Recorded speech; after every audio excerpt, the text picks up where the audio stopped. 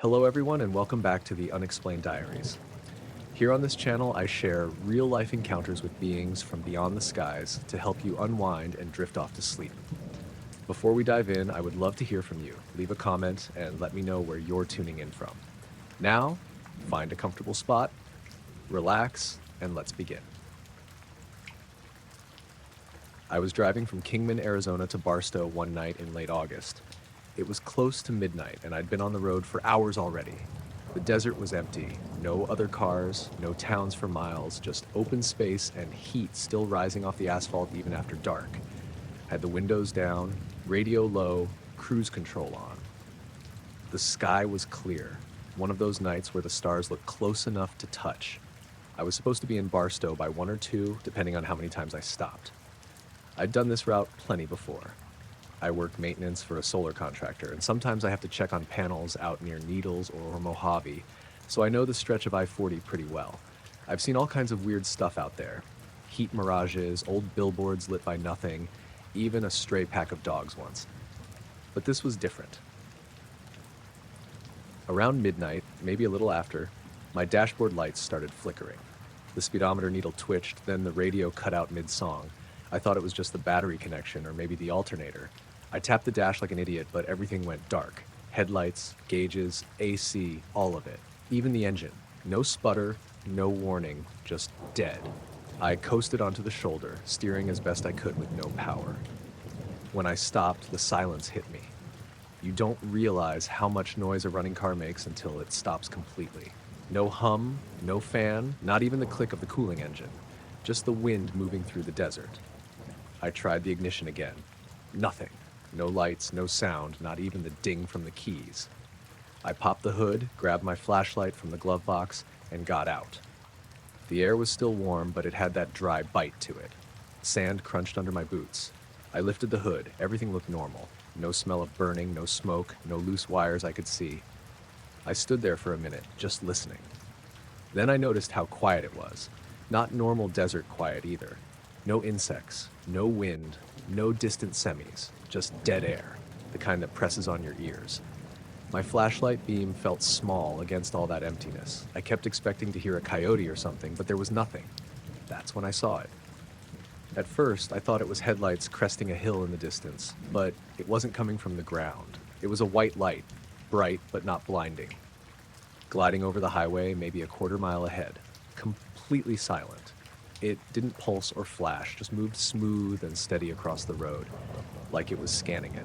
My first thought was a drone, but it was too big, too fluid. There were no red or green navigation lights, no buzz of rotors. It was just floating. I froze behind the hood, watching. The light didn't seem to notice me or my car. It moved from left to right across the asphalt, then paused over the center of the road. The desert around it lit up pale white, the kind of light that makes everything lose its shadows. The sand, the sagebrush, even the guardrail, all looked flat, like the light wasn't coming from above, but from everywhere at once. Then it stopped moving completely.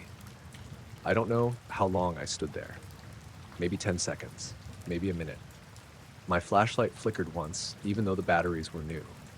Then, without any sound, the white light shot straight up. Not like a flare or a rocket, no trail, no acceleration curve. Just gone. 1 second it was hovering over the road, and the next it was a pinprick in the sky blending with the stars. Everything was dark again. I lowered the hood and got back in the car, heartbeat loud in my ears. I tried the key again, expecting nothing, but the dashboard lights came on immediately. Radio kicked back in mid-sentence, AC blasting. The engine turned over like nothing had happened. I just sat there for a minute, gripping the wheel. I looked at my phone, and the clock read 12:43 a.m. I couldn't remember what time it had been when the car died. It felt like maybe 5 minutes had passed, but I wasn't sure. I turned the radio down, put it in drive, and eased back onto the highway. A few miles later, I started noticing other strange things. My GPS kept losing signal, flipping between coordinates that didn't make sense. My phone screen glitched out twice. Just white static, no text, then went back to normal. The temperature gauge on the dash stayed stuck for 10 minutes before dropping suddenly to normal levels. I told myself it was all just fallout from whatever electrical issue I'd had. Then I saw the same light again, way out over the desert to my right. Farther this time, just above the horizon. It wasn't moving, just hanging there. I slowed down, half expecting it to be a plane lining up for landing somewhere distant, but there were no airports anywhere nearby. The light brightened for a second, then dimmed until it vanished completely. I didn't stop again. When I finally reached the next gas station, I pulled in and parked under the lights. There were two other cars there, truckers mostly, and I felt stupid even thinking about what I'd seen. I went inside, grabbed a soda, and asked the clerk if the power had flickered recently. She looked at me weird and said no, not that she knew of. I told her my car had shut off for a few minutes back on 40, and she shrugged, said maybe it was the heat. I checked under the hood again before leaving. Everything still looked fine.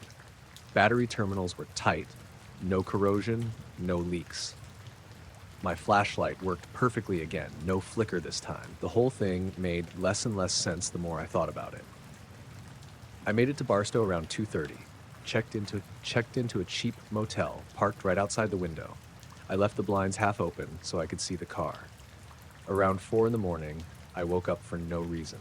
The room was quiet, air conditioner humming, everything normal. I looked outside, the car was there, untouched.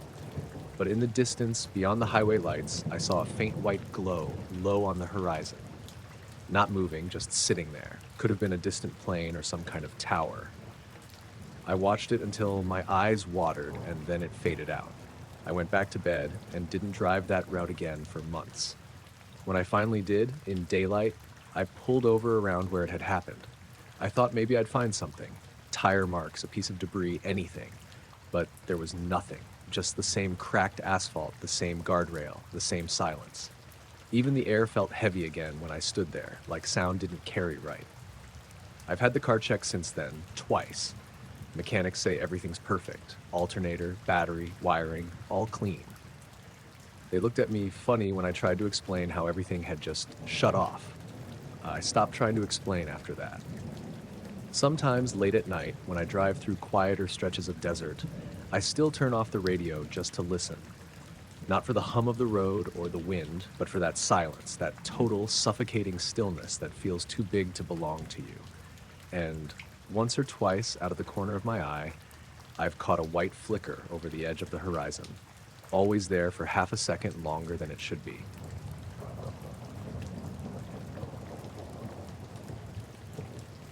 I woke up to my phone buzzing on the nightstand, but when I grabbed it, the screen was just flashing 3:33 a.m. over and over.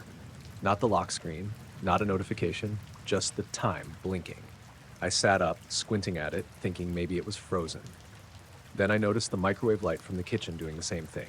3:33, blinking in perfect rhythm. The stove clock, too. Even the old digital alarm clock on my dresser, which usually runs a minute slow, was synced exactly. I rubbed my eyes, thinking maybe we'd had a power surge or something, but the ceiling fan was still spinning, and my bedside lamp worked fine. I checked my phone again. No service, no Wi-Fi, just 3:33. The weirdest part was the light coming through my blinds. It wasn't moonlight. It was too bright, too even. A soft, pale blue glow that filled the whole room like a dim aquarium. I thought maybe someone had parked outside with their headlights on, but when I peeked through the blinds, the street was empty. The glow wasn't coming from anywhere specific. It was just in the air. The sky itself looked wrong. No moon, no stars, just a flat wash of cold blue that made everything look two-dimensional. I live in a 2-bedroom apartment on the 3rd floor of a small building in Tacoma. Nothing fancy, thin walls, flickering hallway lights, old windows that rattle in the wind. My roommate Sam was out of town for work, so it was just me that night. I remember thinking how quiet the whole building felt. Usually at that hour I'd hear at least one car on the street or someone's TV downstairs, but there was nothing, not even the hum of the refrigerator. I stepped into the living room, and every device I owned, the cable box, the coffee maker, the thermostat, was flashing 3:33, perfectly in sync. It was like the whole apartment had been frozen in that exact moment. I went to the window facing the parking lot. The sky was glowing evenly, like someone had replaced the night with a massive backlight. The trees looked almost transparent against it. The street lamps were off. I could see the outlines of the other apartment buildings across the lot, but all their windows were dark. Not one light on. That's when I noticed something else. The air felt heavy, like before a thunderstorm, except it wasn't hot or humid. It was still, perfectly still. My skin prickled like static. I remember whispering, "What the hell?" to myself, just to break the silence. My voice sounded small and muffled, like I was speaking underwater. I went back to the kitchen to check the breaker box, thinking maybe this was some electrical glitch. The digital display on my toaster was blinking 3:33:2, which didn't even make sense. I didn't know it had a clock. I opened the fridge. The light was off, but the milk inside felt cold. I waved my hand in front of the motion sensor light over the sink. Nothing. Then I noticed the hum. At first, I thought it was coming from the fridge motor trying to kick back on, but it wasn't mechanical. It was low and steady, almost like a vibration more than a sound. I felt it in my chest, faint but constant. It didn't change pitch, didn't pulse, just sat there, buried under everything. I went to the balcony door and slid it open. The sound got a little louder, but the air outside was just as still. The blue light made the parking lot look like a photograph. Sharp, frozen, unreal. Not a leaf moved. I leaned on the railing and looked up, trying to find the source of the glow, but the sky was just a blank sheet of color. And then, out of nowhere, all the power cut. The apartment went completely black. No lights, no hum, no 333 flashing, just silence. I stood there, waiting for my eyes to adjust, but the sky wasn't blue anymore. It was black, the normal kind of black, with faint clouds drifting. I could see one or two stars. I checked my phone again. It rebooted itself, showing 3:34 a.m. The Wi-Fi icon flickered back on. A text from Sam came through, time-stamped 11:18 p.m., asking if I'd locked the back door before he left. I exhaled and turned on the kitchen light. Everything powered up normally. The stove clock read 3:35. Microwave 2. The fridge motor hummed back to life. The 3:33 blinking had stopped completely. I didn't sleep after that. In the morning, I went downstairs to get coffee from the gas station next door. The sky was its usual gray, a few seagulls fighting over trash in the lot. I asked the clerk if the power had gone out overnight, and he said no, not that he'd noticed. The guy lives in the same building, 2 floors below me. Said his phone alarm went off fine at 6 like always. When I got back upstairs, everything looked normal again. I made breakfast, checked my phone, battery life fine, time accurate. But when I went to turn on the TV, the input menu flashed up with a frozen blue screen that stayed for a few seconds before it switched to normal. The same color as the sky had been. That night, I tried not to think about it. I turned on all the lights, put on a movie, even opened the blinds to let in the streetlight glow. Around midnight, the neighbor's dog started barking nonstop. Not frantic, just steady, like it was barking at something it couldn't see.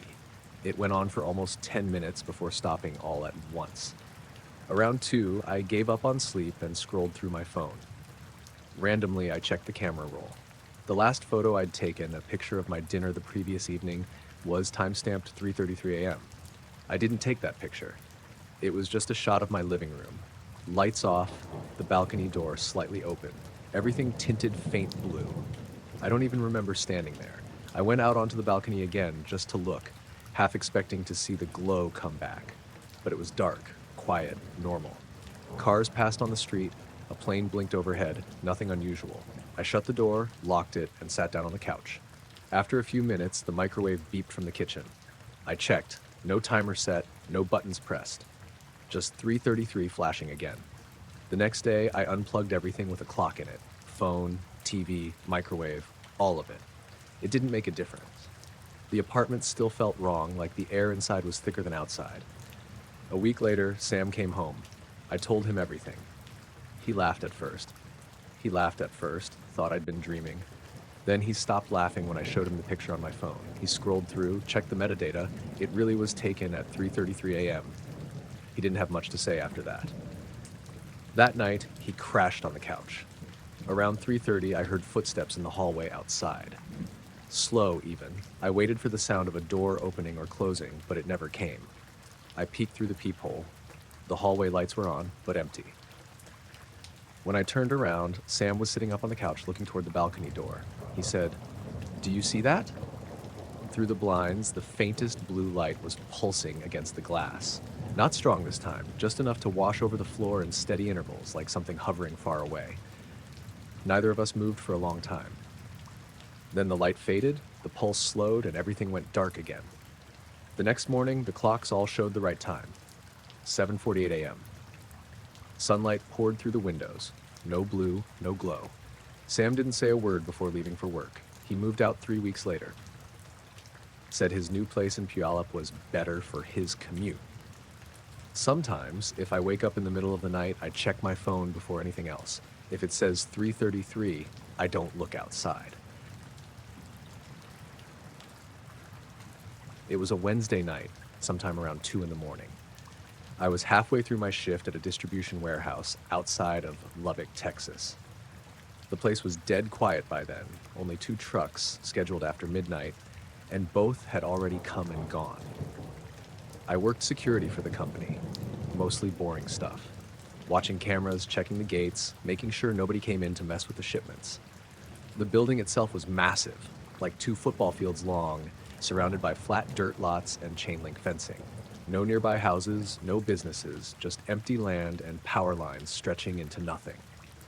It was one of those nights where the air feels thick even though it's cool out, the kind that makes the fluorescent lights hum louder than usual. I was sitting in the monitoring room, drinking coffee and watching the feeds. We had 16 cameras covering every angle: docks, perimeter fence, parking lot, rooftop, all in grainy black and white. The feed for camera 7, which pointed toward the north loading bay, flickered once. Not unusual, that one had been glitchy since last winter. But then I noticed a faint light in the top corner of the frame, above the building. At first I figured it was the reflection of a plane or maybe one of those tower beacons, but it wasn't blinking. It was just hanging there, steady, white, and low. I leaned closer to the monitor. It wasn't shaped like a plane light either. It was round, almost too perfect. No edges, no glare, just this quiet glow like a drop of white paint in the sky. The weird part was how low it looked, maybe 100 feet above the warehouse roof, if that. I waited for it to move, but it didn't. It just stayed in the same spot, motionless. After about a minute, I switched between cameras, trying to catch it from a different angle. Cameras 3 and 9 covered parts of the roof line too, and the light showed up in both, same place, same distance. That's when it hit me that it wasn't some glitch in the feed. I grabbed my flashlight and the keys and went out the side door. The night was dead still. Even the cicadas were quiet. The sky was overcast, no stars, no wind. The parking lot lights made everything look flat and washed out. I stepped out past the loading bays and looked up. Nothing, just dull gray clouds. I waited a few seconds, then looked back toward the cameras above the door. Red indicator lights still blinking. Everything seemed normal. I turned my radio on, thinking about calling the second guard on duty, but he was out doing rounds by the south fence, almost half a mile away. I figured I'd check the roof myself. We had a maintenance stairwell up the back, so I started toward it. My boots echoed against the concrete. Halfway there, the air changed. That's the only way I can describe it. Like a sudden drop in pressure. My ears popped. The sound of the generator humming behind the building cut out completely, replaced by this faint, low vibration. Not loud, but steady, like a subwoofer playing through the ground. I stopped walking and looked up again. There it was, directly above the roof, maybe 50 feet up this time. Same white glow, perfectly round. No movement, no sound, no edges, just hovering. My flashlight flickered once and went out. I smacked it against my hand, but it stayed dead. I checked my phone, no signal. The time still said 2:11 a.m. I stood there staring for maybe 10 seconds, then started backing toward the door. Right as I reached for the handle, the light dimmed. Not like it flew away, more like someone turned a dial down slowly until it just melted into the clouds. The instant it disappeared, the generator kicked back on. My ears popped again. Everything sounded normal. I went back inside fast. When I got to the monitor room, I froze. Every camera feed was black. Not fuzzy, not static, just total darkness. The timestamps were frozen at 2:12:04 a.m. I tried rebooting the system, thinking maybe the power had glitched, but the main screen wouldn't respond. 3 minutes later, exactly 3 minutes, I timed it. Every feed came back online at once. The timestamps jumped from 2:12:4 to 2:15:5. I replayed the footage. All 16 cameras just cut to black at the exact same moment, then resumed like nothing had happened. No signs of interference before or after. The light I'd seen above the roof didn't show up on any footage past that point. I called my supervisor, woke him up, told him the system had frozen. He said to save the logs and fill out an incident report, standard procedure. I didn't mention the light. I didn't even know how to explain it. The next morning, one of the tech guys came in to check the DVR. He pulled the data logs and said the blackout wasn't caused by power loss or network drop. It was like the cameras had been told to stop recording at exactly the same time. Manual trigger? I asked. He shook his head. If it was manual, it'd show up as a command. This looks like nothing happened. I didn't know what to say. He just shrugged, said he'd reinstall the firmware, and left it at that. Later that day, I went outside where I'd seen the light. There was a faint scorch mark on the gravel, about 6 feet wide, right beside the maintenance stairwell. Not black, just a circle of darker, dry rock. I touched it, warm, even though it was mid-afternoon. When I told the other guard, Luis, about it, he said he hadn't seen or heard anything unusual, but he did mention something odd from earlier that night. Around 2:10 a.m., his radio had gone silent. Said he'd tried to check in with me, but all he got was static for a few minutes before it cleared up. I asked if his watch had the right time. He said, yeah, 2:15 when the static stopped. For the next few shifts, I couldn't shake the feeling that something was off. The cameras were fine, no glitches, but I started noticing small things. The security lights along the fence would dim slightly at random, like something was blocking them. The air around the North Bay smelled faintly metallic. One night, a week after it happened, I went out for my usual round around 2 a.m. When I passed the loading bays, my radio hissed again, that same faint static. Then I heard what sounded like feedback from an open mic, followed by a quick pop, like when you unplug headphones. I looked up toward the roof and saw a pale reflection slide across the metal, like something moving above it without a sound. I didn't check the cameras that time. A few nights later, I was outside on a smoke break when I caught another glimpse, not of the light itself, but of its reflection on the hood of my truck. The glow rippled like heat rising off asphalt. When I turned around, the sky looked normal, but the reflection stayed for a few seconds before fading out. It's been months now, and the system logs still show that 3-minute gap from 2:12 to 2:15 a.m. The tech guys can't explain it. They said it wasn't a power issue, not lightning, not a reboot. Just no data. Sometimes when I'm sitting in the monitoring room, the north camera feed flickers for half a second, just long enough to make me glance up. The first few times I told myself it was wind or interference. But every time it happens, the timestamp lands somewhere between 2:11 and 2:15. I don't go outside during those minutes anymore. Whatever happened that night, the cameras didn't just fail, they went blind. And whatever was above the warehouse, it was real enough that it didn't want to be seen.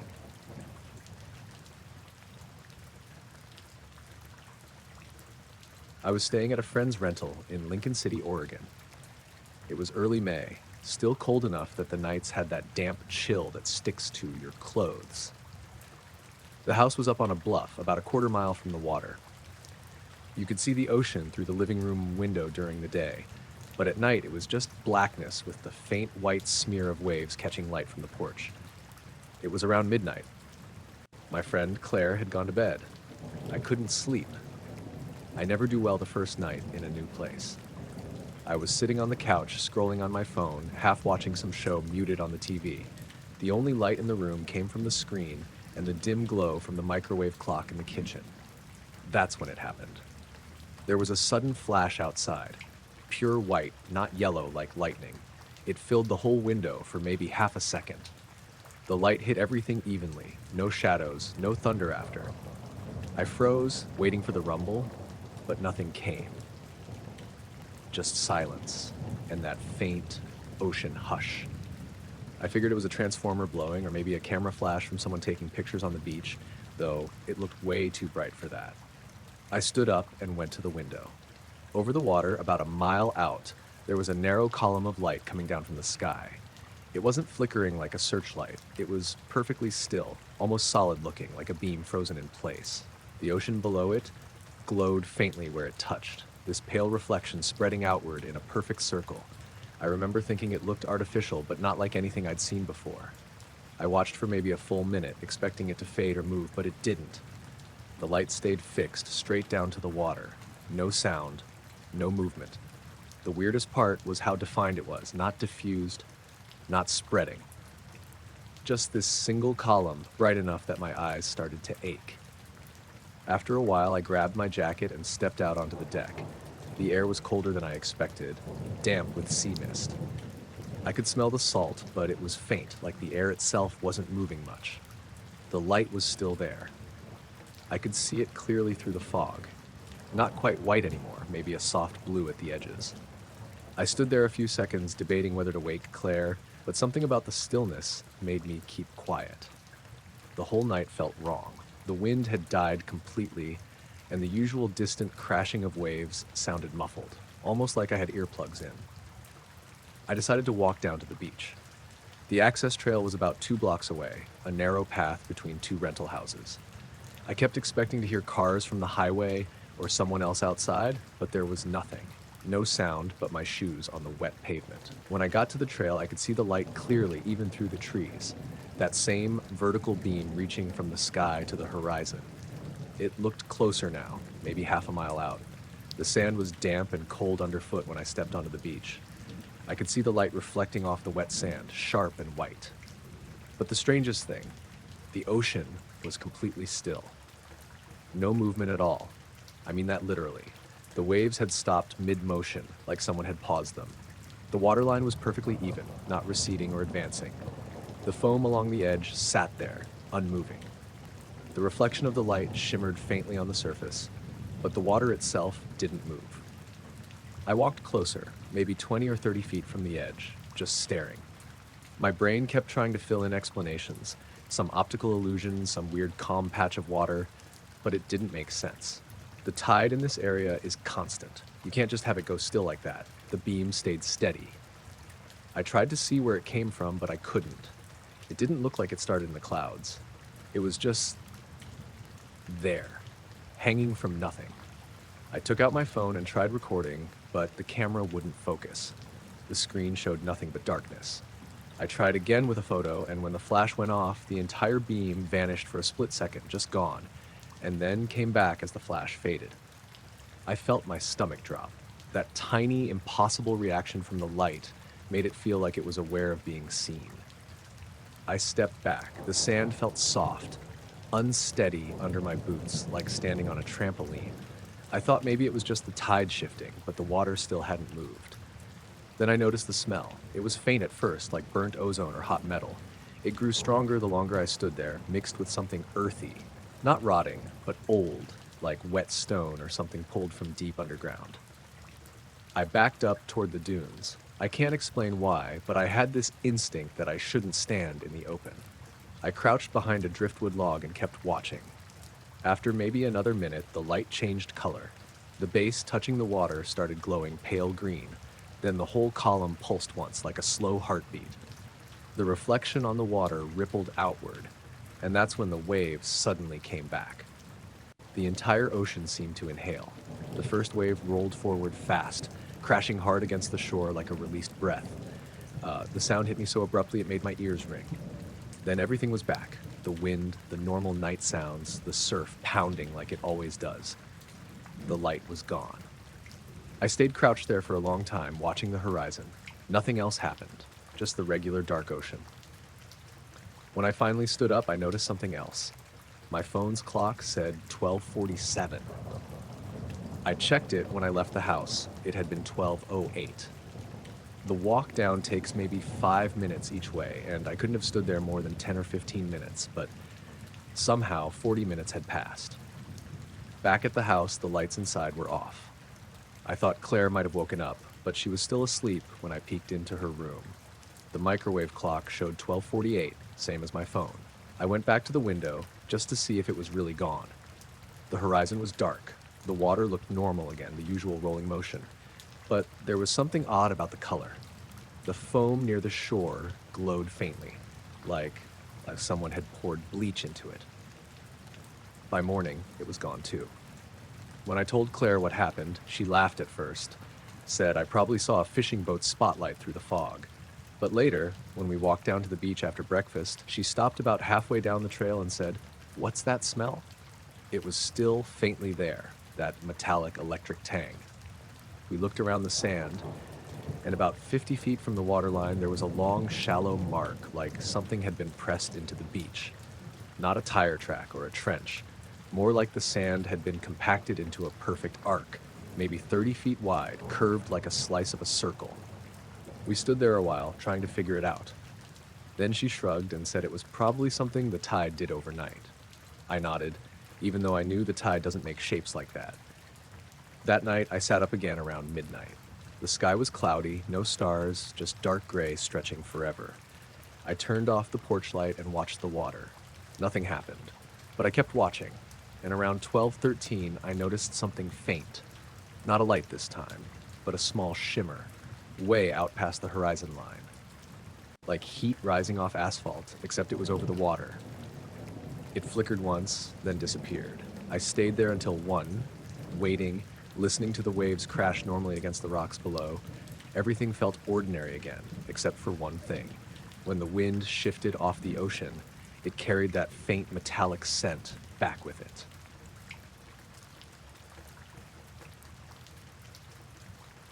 It was late July, somewhere around 9 at night, and the rain had been coming down for hours. I was driving back from a work site outside of Asheville, trying to make it home before midnight. The weather had turned nasty fast. Heavy wind, sheets of rain slamming the windshield, thunder that rattled the steering column. The kind of storm that makes you lean forward in your seat without realizing it. I was on a stretch of Highway 64 that cuts through forest and farmland. Hardly any other cars. I could see flashes of lightning every few seconds through the trees, lighting up the clouds in pale blue bursts. The radio had cut out about 20 minutes earlier, just static now. My phone had no signal either, which wasn't unusual out there. When the first weird thing happened, I didn't even realize it was weird. I came around a bend and saw this faint glow behind the clouds ahead. Not lightning, more like a dull white light spreading across one section of the sky. It was too steady to be lightning, too bright to be a plane. I figured it might be some power lines sparking or a transformer blowing up from the storm, but it was in the wrong place, too high up. I slowed down a bit and turned the wipers up. The rain was thick enough that the road looked like black glass. Then a huge bolt of lightning flashed across the clouds, and for half a second it lit up something sitting behind them. I don't know how to describe it exactly. It looked metallic, like brushed steel or aluminum, and massive, bigger than any aircraft I've ever seen. Not shaped like a plane either, more like the curved edge of something round or disc-shaped, but I could only see part of it through the clouds. It was just there, motionless, sitting behind the storm. The light faded instantly after the flash, leaving me staring at the dark sky, trying to process what I'd just seen. My first thought was that my eyes had played tricks on me, like when lightning hits and you get those burned-in after images. But the shape had been too clear, too structured. It had depth, shadows. I kept driving, scanning the clouds. A few seconds later, another flash lit up the same area, and there was nothing there. Just clouds swirling from the wind. I gripped the wheel harder, trying to convince myself it was just the angle, or maybe the lightning hitting from a weird direction. But the more I thought about it, the less it felt like that. Then I realized the rain had stopped. Not gradually, it was like someone flipped a switch. 1 second it was hammering the roof, the next it was completely silent. The wipers squeaked across a dry windshield, even though the sky was still black and full of storm clouds. I slowed almost to a stop and looked around. No sound, no rain. The trees weren't even moving anymore. The silence was heavy, like the air itself had thickened. I rolled the window down a little, expecting to hear insects or the wind, but there was nothing. I sat there for maybe 20 seconds, waiting for the storm to start again. The clouds above were still flashing, silent lightning flickering deep inside them, but no thunder followed. The light just kept pulsing, soft, rhythmic. And then it happened again. A huge flash, bright enough to make me flinch. And in that half second, I saw it clearly this time. The same metallic surface, only closer, or maybe just more exposed. It filled the whole section of sky, blotting out the storm clouds behind it. Perfectly smooth, curved, and massive. I could see where the lightning reflected off it, highlighting edges that didn't make sense, angles that curved in on themselves, like a structure that shouldn't exist. When the light faded, everything went black again. I put the car in park and just stared up at where it had been. My breathing sounded too loud inside the cabin. I remember thinking, in this weird detached way, that I should take a picture. But I didn't move. A low rumble rolled across the fields, not thunder, something deeper, slower, like a heavy engine idling miles away. It seemed to vibrate through the car, more felt than heard. I leaned out the window, trying to pinpoint the direction, but it wasn't coming from anywhere specific. It was everywhere at once. Then the power went out. Every light on my dashboard flickered and died. The headlights dimmed to black. Even the digital clock went blank. The engine was still running, but there was no sound, no hum, no vibration, nothing. It was like the world had frozen around me. I tried hitting the gas. Nothing. The pedal felt dead. I sat there in the dark with my hands on the wheel, the faint lightning flashes still pulsing somewhere above. That went on for maybe a minute. Hard to say exactly. Time felt off. Then, without warning, everything came back. The engine roared, the headlights flared on, the rain started again in one hard sheet. The sound of it hitting the car was almost deafening after that silence. I hit the brakes, heart pounding, and just sat there, letting the wipers clear the windshield. I looked up again, searching for that light or shape, but the sky was just storm clouds now. Lightning flashed again, and all I saw was rain. I drove the rest of the way home doing maybe 20 under the limit. Every flash of lightning made me tense, expecting to see it again, but there was nothing. When I got home around midnight, the power was out in my neighborhood too. The street was dark, just the sound of rain and wind. My phone still showed no signal. I parked and sat there a minute, trying to calm down. The dashboard clock read 12:06. That didn't make sense. I'd left the site around 8:40. The drive should have taken a little over an hour, maybe 90 minutes with the storm. I checked my phone, same time. I hadn't stopped more than a couple minutes total. I couldn't figure out where the missing time went. When the power came back around 2, I went outside. The rain had stopped again, and the air smelled sharp, almost metallic. The clouds were breaking apart, moving fast. I could see stars between them, but there was this one patch of sky, right where the thing had been. Perfectly clear. No clouds, no stars, just black. Like a hole in the night. I stood there for maybe 5 minutes, watching it. Then, without realizing why, I stepped backward until I was under the porch roof. I couldn't shake the feeling that something was still up there, unseen. The next day, I checked the news, weather reports, even local forums. They said a few people reported seeing strange lights near the highway that night, but most of it got brushed off as lightning anomalies. No mention of anything metallic or any power outages in that specific stretch.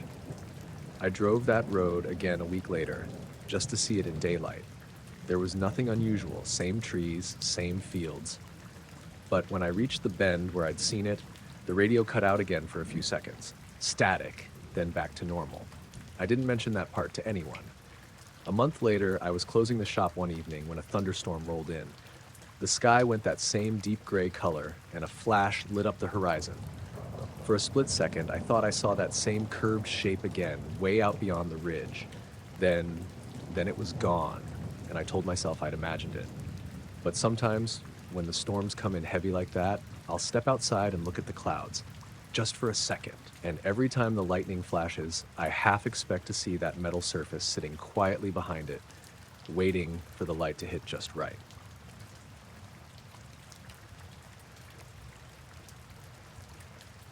I was hiking near the Sangre de Cristo Mountains in southern Colorado last fall, early October. The weather was perfect. Clear skies, cool air, the trees still holding some color. I'd gone up for a solo weekend trip, something I do a few times a year when I need to reset. I wasn't trying to prove anything. I've done enough hiking to know my limits. I just wanted a quiet couple of days away from my phone, away from work. I'd camped out near a small lake called Willow Creek Reservoir the night before. Slept well, woke up to frost on the tent, boiled coffee over the stove, all the usual stuff. Around 9, I packed up my day pack and headed up one of the ridge lines that looped toward the west. No one else had been on the trail that morning, at least not that I saw. It was quiet up there. The kind of quiet you only get in the high country. No cars, no voices, just the wind pushing through the grass. I'd been hiking about 2 hours when I stopped for a break near a clearing that looked down over the valley. That's when I pulled out my compass. I've had the same one for years. A Silva I keep clipped to my pack strap. I pulled it off to check direction before continuing toward what I thought was the western ridge. But the needle wasn't moving. At first, I thought maybe I was holding it wrong, or there was a metal buckle near it, throwing it off. I took it off the strap and held it out in front of me, turned my body slowly. Nothing. The needle just sat there, locked dead north. I tapped the glass. Still nothing. That was weird, but not impossible. I'd had compasses stick before, moisture, temperature, static, whatever. I set it down on a rock to see if maybe the problem was me moving. Still frozen. The air felt different too. I didn't notice it right away, but everything had gone strangely still. The wind stopped, even the bugs. It was like the whole mountain paused. I remember crouching down, trying to shake the compass again, and that's when I felt this faint vibration under my boots. It wasn't an earthquake, more like a slow, rolling pressure moving through the ground. Then, the sound started. It was this deep hum, so low it was almost below hearing range, more a feeling than a noise. It made my ribs buzz. Not painful, but uncomfortable, like standing next to a massive engine running behind a wall. It seemed to come from everywhere at once. I stood up fast, looking around. The air felt heavy, thick in my chest when I breathed. My first thought was a plane, maybe a military one flying too low or some kind of test. But when I looked up, the sky was clear. Not a single cloud, not even a contrail. The sound kept building, steady and slow. My ears popped like the air pressure was shifting. I turned in a full circle, trying to figure out what direction it was coming from, but it didn't have one. It was just there. My compass was still on the rock. The needle hadn't moved at all. After maybe 30 seconds, the vibration changed. It was like the sound started pulsing, evenly spaced. The ground trembled a little with each beat. My backpack straps buzzed against my chest. I took a few steps backward without meaning to, glancing toward the tree line. The birds came back all at once. A whole burst of them shot up out of the trees downhill, hundreds of them, all flying in the same direction like they'd been startled. I turned to watch them, and when I looked back up the ridge, I saw something strange in the sky. It was faint at first, like a shimmer of heat above the treetops, even though the air was cold. The light bent there, like looking through glass or oil on water. It wasn't moving, just hanging there, the outline barely visible if I didn't stare straight at it. The sound deepened again. My stomach dropped. The air around me felt charged, like before a lightning strike. My skin tingled, every hair on my arms standing up. Then it stopped. The hum cut off in an instant, and the silence after it was almost worse. My ears rang like I'd been to a concert. I realized I was holding my breath and exhaled. The birds were gone now, the forest dead quiet again. I waited there for a while, probably longer than I realized. The shimmer in the air faded slowly until there was nothing but blue sky. When I finally picked up my compass again, the needle snapped loose and spun wildly before settling back into place, pointing true north. It was working again like nothing had happened. I started hiking back down right after that. I didn't even eat the sandwich I'd packed. I just wanted to get lower, closer to camp, somewhere that didn't feel so off. The trail back felt longer than it should have. I checked my watch a few times, but it was hard to tell how much time had passed. When I finally got back to the lake, the sun was lower than I expected. It should have been around noon, maybe 1. My watch said 4:37. I remember standing there on the shoreline, looking across the water. The lake was perfectly still. No ripples, no wind. That's when I noticed the same faint vibration again, coming through my boots. Just for a few seconds. I looked out at the water, and in the reflection of the mountains, I saw a flicker of light. Not from the sun, it was too low for that. It came from somewhere above and behind me. I turned around, but there was nothing in the sky, just the faintest hum again, almost too soft to notice. I stayed up most of that night in the tent, half expecting it to start again. It didn't. No sound, no vibration, no light, just regular wind and the sounds of the forest returning. The next morning, I hiked out early. When I got to my car at the trailhead, I checked my phone. The time was normal, but it showed a weird gap in my GPS track from the hike, like a section of the trail had no data for about an hour and a half. I didn't tell anyone right away, I didn't want to sound crazy. A couple of weeks later, though, I mentioned it to a guy named Rick who works in land management up there. He asked me where it happened. When I told him, he got this odd look and said, people sometimes report atmospheric anomalies on that ridge, compasses acting weird, GPS dropping out, barometers spiking for no reason. He said the official line was magnetic interference from mineral deposits, but the way he said it made me think he didn't believe that. I went back one more time a month later just to see it again. The snow had started to come in by then. I stood on the same ridge with my compass. It worked fine the whole time. No sounds, no humming, nothing unusual. On the hike back down, though, I felt it again, just barely. A faint vibration under the ground like the start of a far-off engine. It only lasted a second or two, but it was enough to make me stop walking. The wind picked up right after, and the feeling passed. When I got back to the trailhead, I checked the compass again. The needle hesitated for a split second before pointing north. Just a tiny pause, like it had to think about it. I clipped it back onto my pack and didn't look at it the rest of the drive home.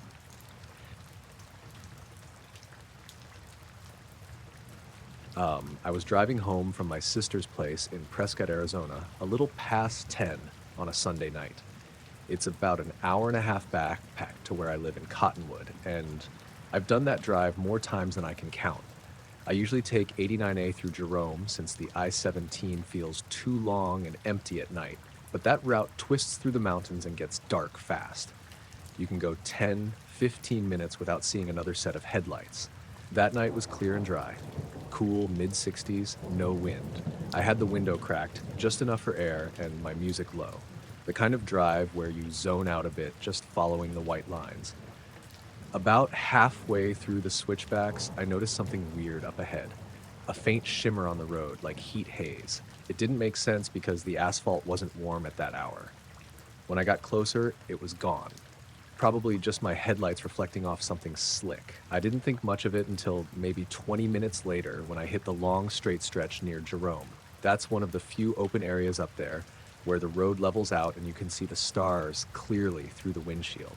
I remember glancing up while rounding a curve and realizing the stars looked different. They weren't twinkling, they were moving. Not fast, not like shooting stars, just shifting slightly in slow, uneven pulses. At first I thought it was my eyes adjusting, maybe my windshield had a film on it. I pulled the collar of my shirt to wipe a spot clean and looked again. Still moving. It was subtle, the kind of thing you could almost convince yourself you weren't actually seeing. But I kept glancing back, and after maybe 30 seconds I was sure.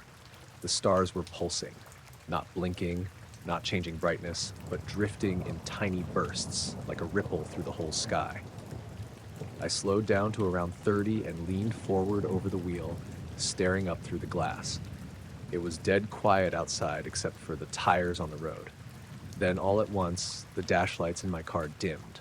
Everything flickered. Headlights, radio, gauges, just for a second, long enough for my stomach to drop. The headlights went almost completely out and then came back. I thought maybe my alternator was dying, but the car itself didn't stutter.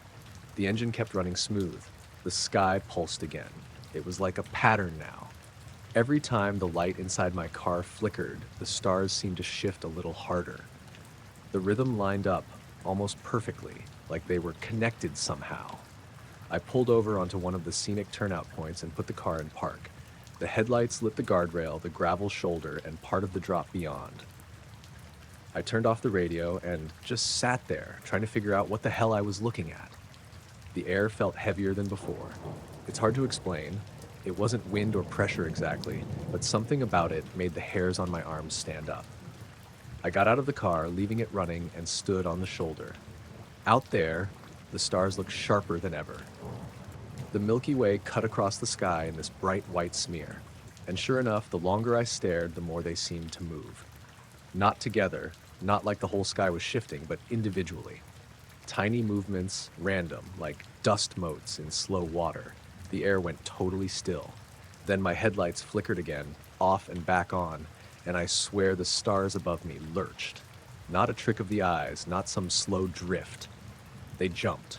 It only lasted an instant, but it was enough to make me stumble back toward the car. My heart was pounding so hard I could feel it in my throat. I climbed inside and slammed the door, sitting there with both hands gripping the wheel. The flickering stopped. The lights held steady. The stars looked normal again. I sat there for maybe 5 minutes before putting it in drive and heading downhill. The whole way, I kept glancing at the dash, waiting for the next flicker. My GPS on my phone was fine, battery steady, music normal. When I came around the last bend before Jerome, I saw a light flash in the rearview mirror. I thought it was another car, but there wasn't one. I slowed down, craning to look. The light was still there, but it wasn't moving. It just hung low behind the tree line, white and steady. Then it blinked out. I don't know why, but I pulled over again, right past a small overlook with an old stone wall. I got out with my phone flashlight, scanning behind me. No sound, no movement, just the faint hum of my engine idling. When I looked up again, the stars weren't pulsing anymore, but there was a single one that seemed off. Brighter than the rest, lower too. It was right above the tree line, dead still. I watched it for a full minute before realizing it was getting bigger. At first, I thought it was a plane coming toward me, but it wasn't flashing or moving laterally. It just expanded slowly, evenly, like it was drifting forward. The light was pure white, no halo, no noise. It felt impossibly far away and way too close at the same time. I stepped back toward the car, and right as I grabbed the door handle, my headlights cut out completely. The dash lights went dead, my phone screen froze, even the engine sound dropped out like someone hit mute on the world. I could feel the silence pressing in on my ears. Then came a faint buzzing, like a transformer far off in the distance. It rose until I could feel it vibrating through the metal of the car. I turned my head toward the trees, and that's when I saw small, flickering points of light moving between them. Not fireflies, not flashlights, just faint white glows darting low to the ground, maybe 50 yards away. They moved in perfect unison, then for all at once. The sky pulsed again, one deep, rolling flicker, and the lights in the trees disappeared. The buzz faded, and my car came back to life on its own. Headlights on, radio humming static. I jumped in and floored it down the mountain. Once I reached Jerome, everything looked normal again. Streetlights steady, houses quiet. But my radio still wouldn't pick up a signal, just faint crackles and pops that almost sounded like voices underwater. I got home around midnight. When I pulled into my driveway, I killed the engine and sat there for a while. I could see the stars again through the windshield, and they looked normal, still, silent. But when I shut the door and started walking toward the house, I noticed the motion light above the garage flicker. On, off, on. The same rhythm I'd seen on the road. I stood there staring up at it, then at the sky. Everything was quiet. I went inside, locked the door, and didn't look outside again that night. The next morning, when I got in my car, the clock on the dash was flashing 12. My phone had the right time, so it wasn't a power outage at home. I reset the clock and drove to work. Everything ran fine, but I caught myself checking the sky more than once. It looked normal, almost too normal. I was camping alone that weekend, something I'd done a few times before, mostly when I needed to get away from everything. I'm not some hardcore survival guy or anything, but I know my way around the woods. This was in late September, up near the Sierra Nevada foothills, outside a town called Twain Harte.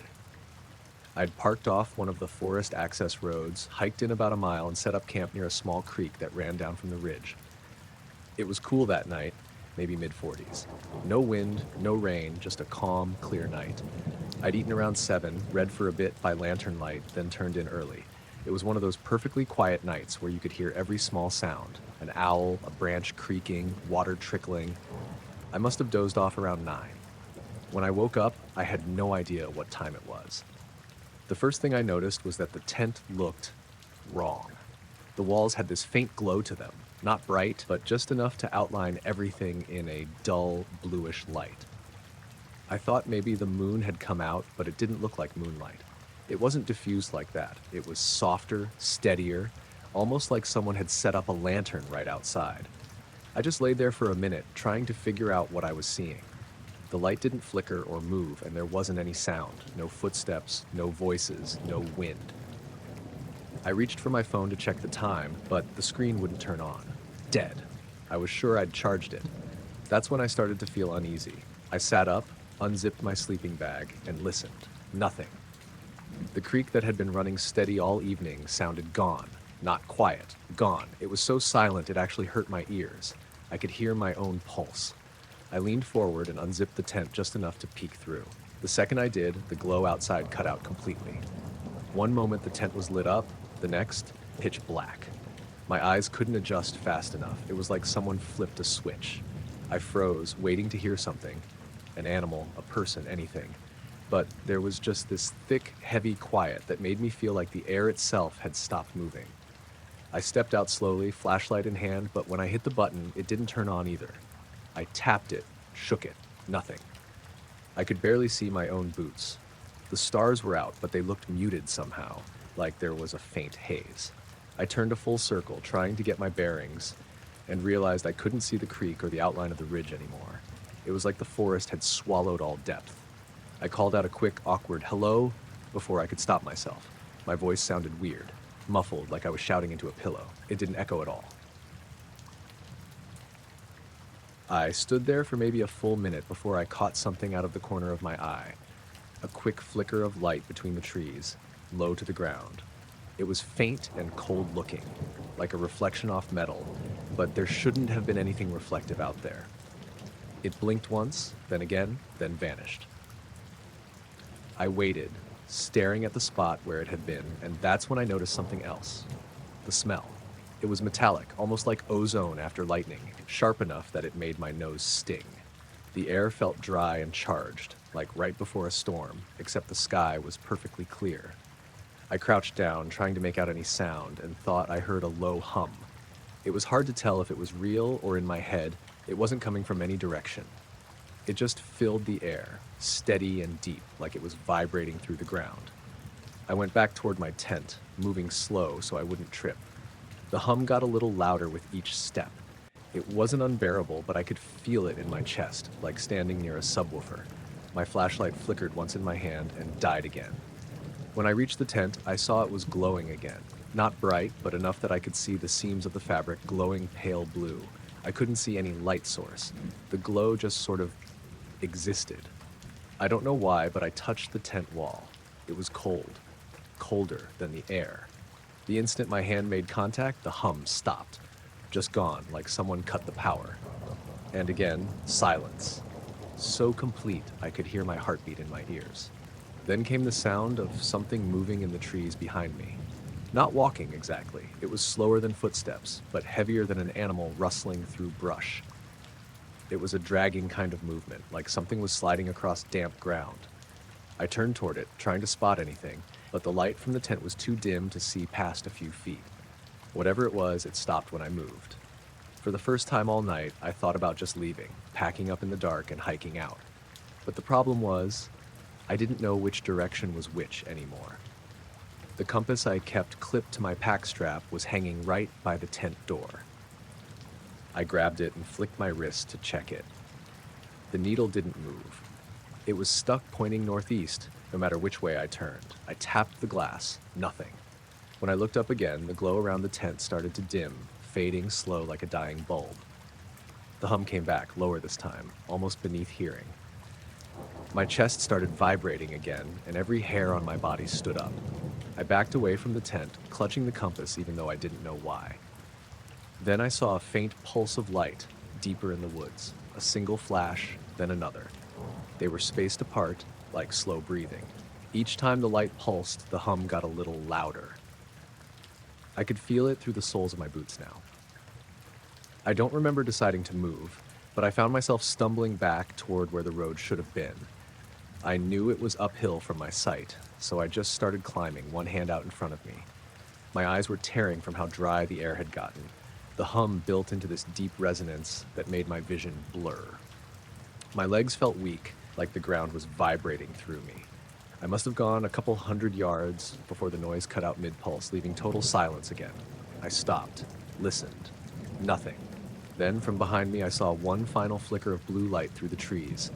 faint, diffused, and rising upward like mist catching headlights. It lifted slow, higher and higher, until it disappeared above the tree line, and then it was just gone. I waited a long time before heading back down. I didn't even realize I'd been gripping the compass so hard until I saw my knuckles. When I finally reached the tent again, the glow was gone completely. The air smelled normal. I could hear the creek again, running steady like before. I checked my phone. It turned on just fine. The time read 3:12 a.m. I sat awake until dawn, wrapped in my sleeping bag with the lantern on. I didn't sleep again. When the sun came up, everything looked exactly the same as it had the day before, except the compass still wouldn't move. I tried shaking it, spinning in a circle, even holding it near my car later that morning. The needle stayed locked northeast, frozen in place like it was glued there. I keep it on my desk now. It still hasn't moved. It was early September last year, a few days after Labor Day. I remember because the heat had finally started breaking and the nights were getting cooler again. I lived just outside Lincoln, Nebraska, in a rental house off a 2-lane road that runs between miles of cornfields. You can drive for 15 minutes in either direction and not see another house. That's part of why I like it. It's quiet. That night, I was sitting on the back steps around 10:30, drinking a beer and scrolling on my phone. The crickets were loud and I could smell the corn.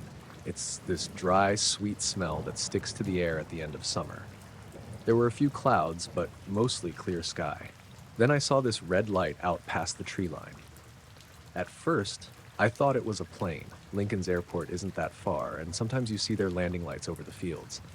But this one was moving wrong. It was too low, and it wasn't blinking like normal aviation lights. It kind of glided in a slow arc, like it was being pushed by the wind, except the air was completely still. I stood up and stepped out into the yard for a better look. The light was hovering maybe 200 feet up, maybe more. Hard to tell against the dark. It was red, but not bright, almost like the glow from a brake light behind fog. I watched it for a while, trying to figure out what it could be. Then I realized it wasn't moving horizontally anymore. It was drifting straight down, slow and steady, toward the cornfield behind my property. I went inside, grabbed my phone charger from the wall, and checked the battery. 67%. Plenty. I opened the camera and started recording. I crossed my backyard to the fence line. The air was dead quiet now, like the bugs had stopped. Even the faint hum from the highway was gone. I zoomed in on the light. The camera had trouble focusing, so it kept flashing in and out of blur, but I could still see it moving down until it looked like it was just above the corn. Then it stopped. It stayed there, maybe 50 feet above the stalks, totally still. It wasn't flickering or pulsing, just glowing. A soft, steady red. My phone mic picked up my breathing. I remember because later, when I played the video back, I could hear how shaky it was. I whispered something like, "What the hell is that?" and started walking closer to the fence. The corn was maybe 5 feet high at that point, and there was a narrow dirt path between the rows that ran toward the irrigation ditch. I kept filming while leaning over the fence, trying to angle my phone between the stalks. The light didn't move at all. Then, just when I thought it was completely still, it dipped lower, maybe 5 or 10 feet, and stopped again. At that point, I noticed something weird with the phone. The timer on the video froze for a second. The seconds counter just stopped moving, even though I was still holding the camera steady. Then it skipped forward by 3 seconds like it was catching up. That's when the sound started, not from the light, but from the ground. It was a faint vibration like the feeling you get when a semi passes far away.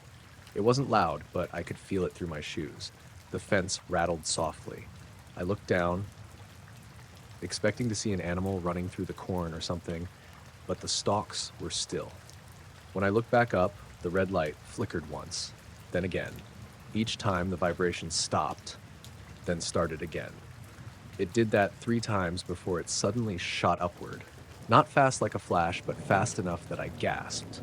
It rose straight up into the air, stopped again about halfway to where it started, and then tilted sideways and glided off across the field, completely silent. I watched it until it disappeared behind the clouds. Then everything went back to normal. The crickets started again, the hum from the highway came back, Even the smell of the corn returned. It was like the world exhaled. When I looked down, my phone was still recording. The battery had dropped to 19%. I stopped the video and went inside to plug it in. It took a second to start charging, but once it did, I opened the camera roll and watched the footage right there in the kitchen. The video was clear enough that you could see the red light, the fence, and my backyard faintly illuminated. The audio picked up the bugs going quiet, and the whole thing looked exactly like what I'd just seen. I watched it twice. I even texted it to my friend Shane, who works nights at a gas station in town. He didn't answer. The next morning, when I woke up, my phone was completely dead. I thought maybe I'd forgotten to plug it in properly, but when I checked the cable, it was still connected. The phone wouldn't power on at all. I held the buttons, plugged it into my laptop, nothing.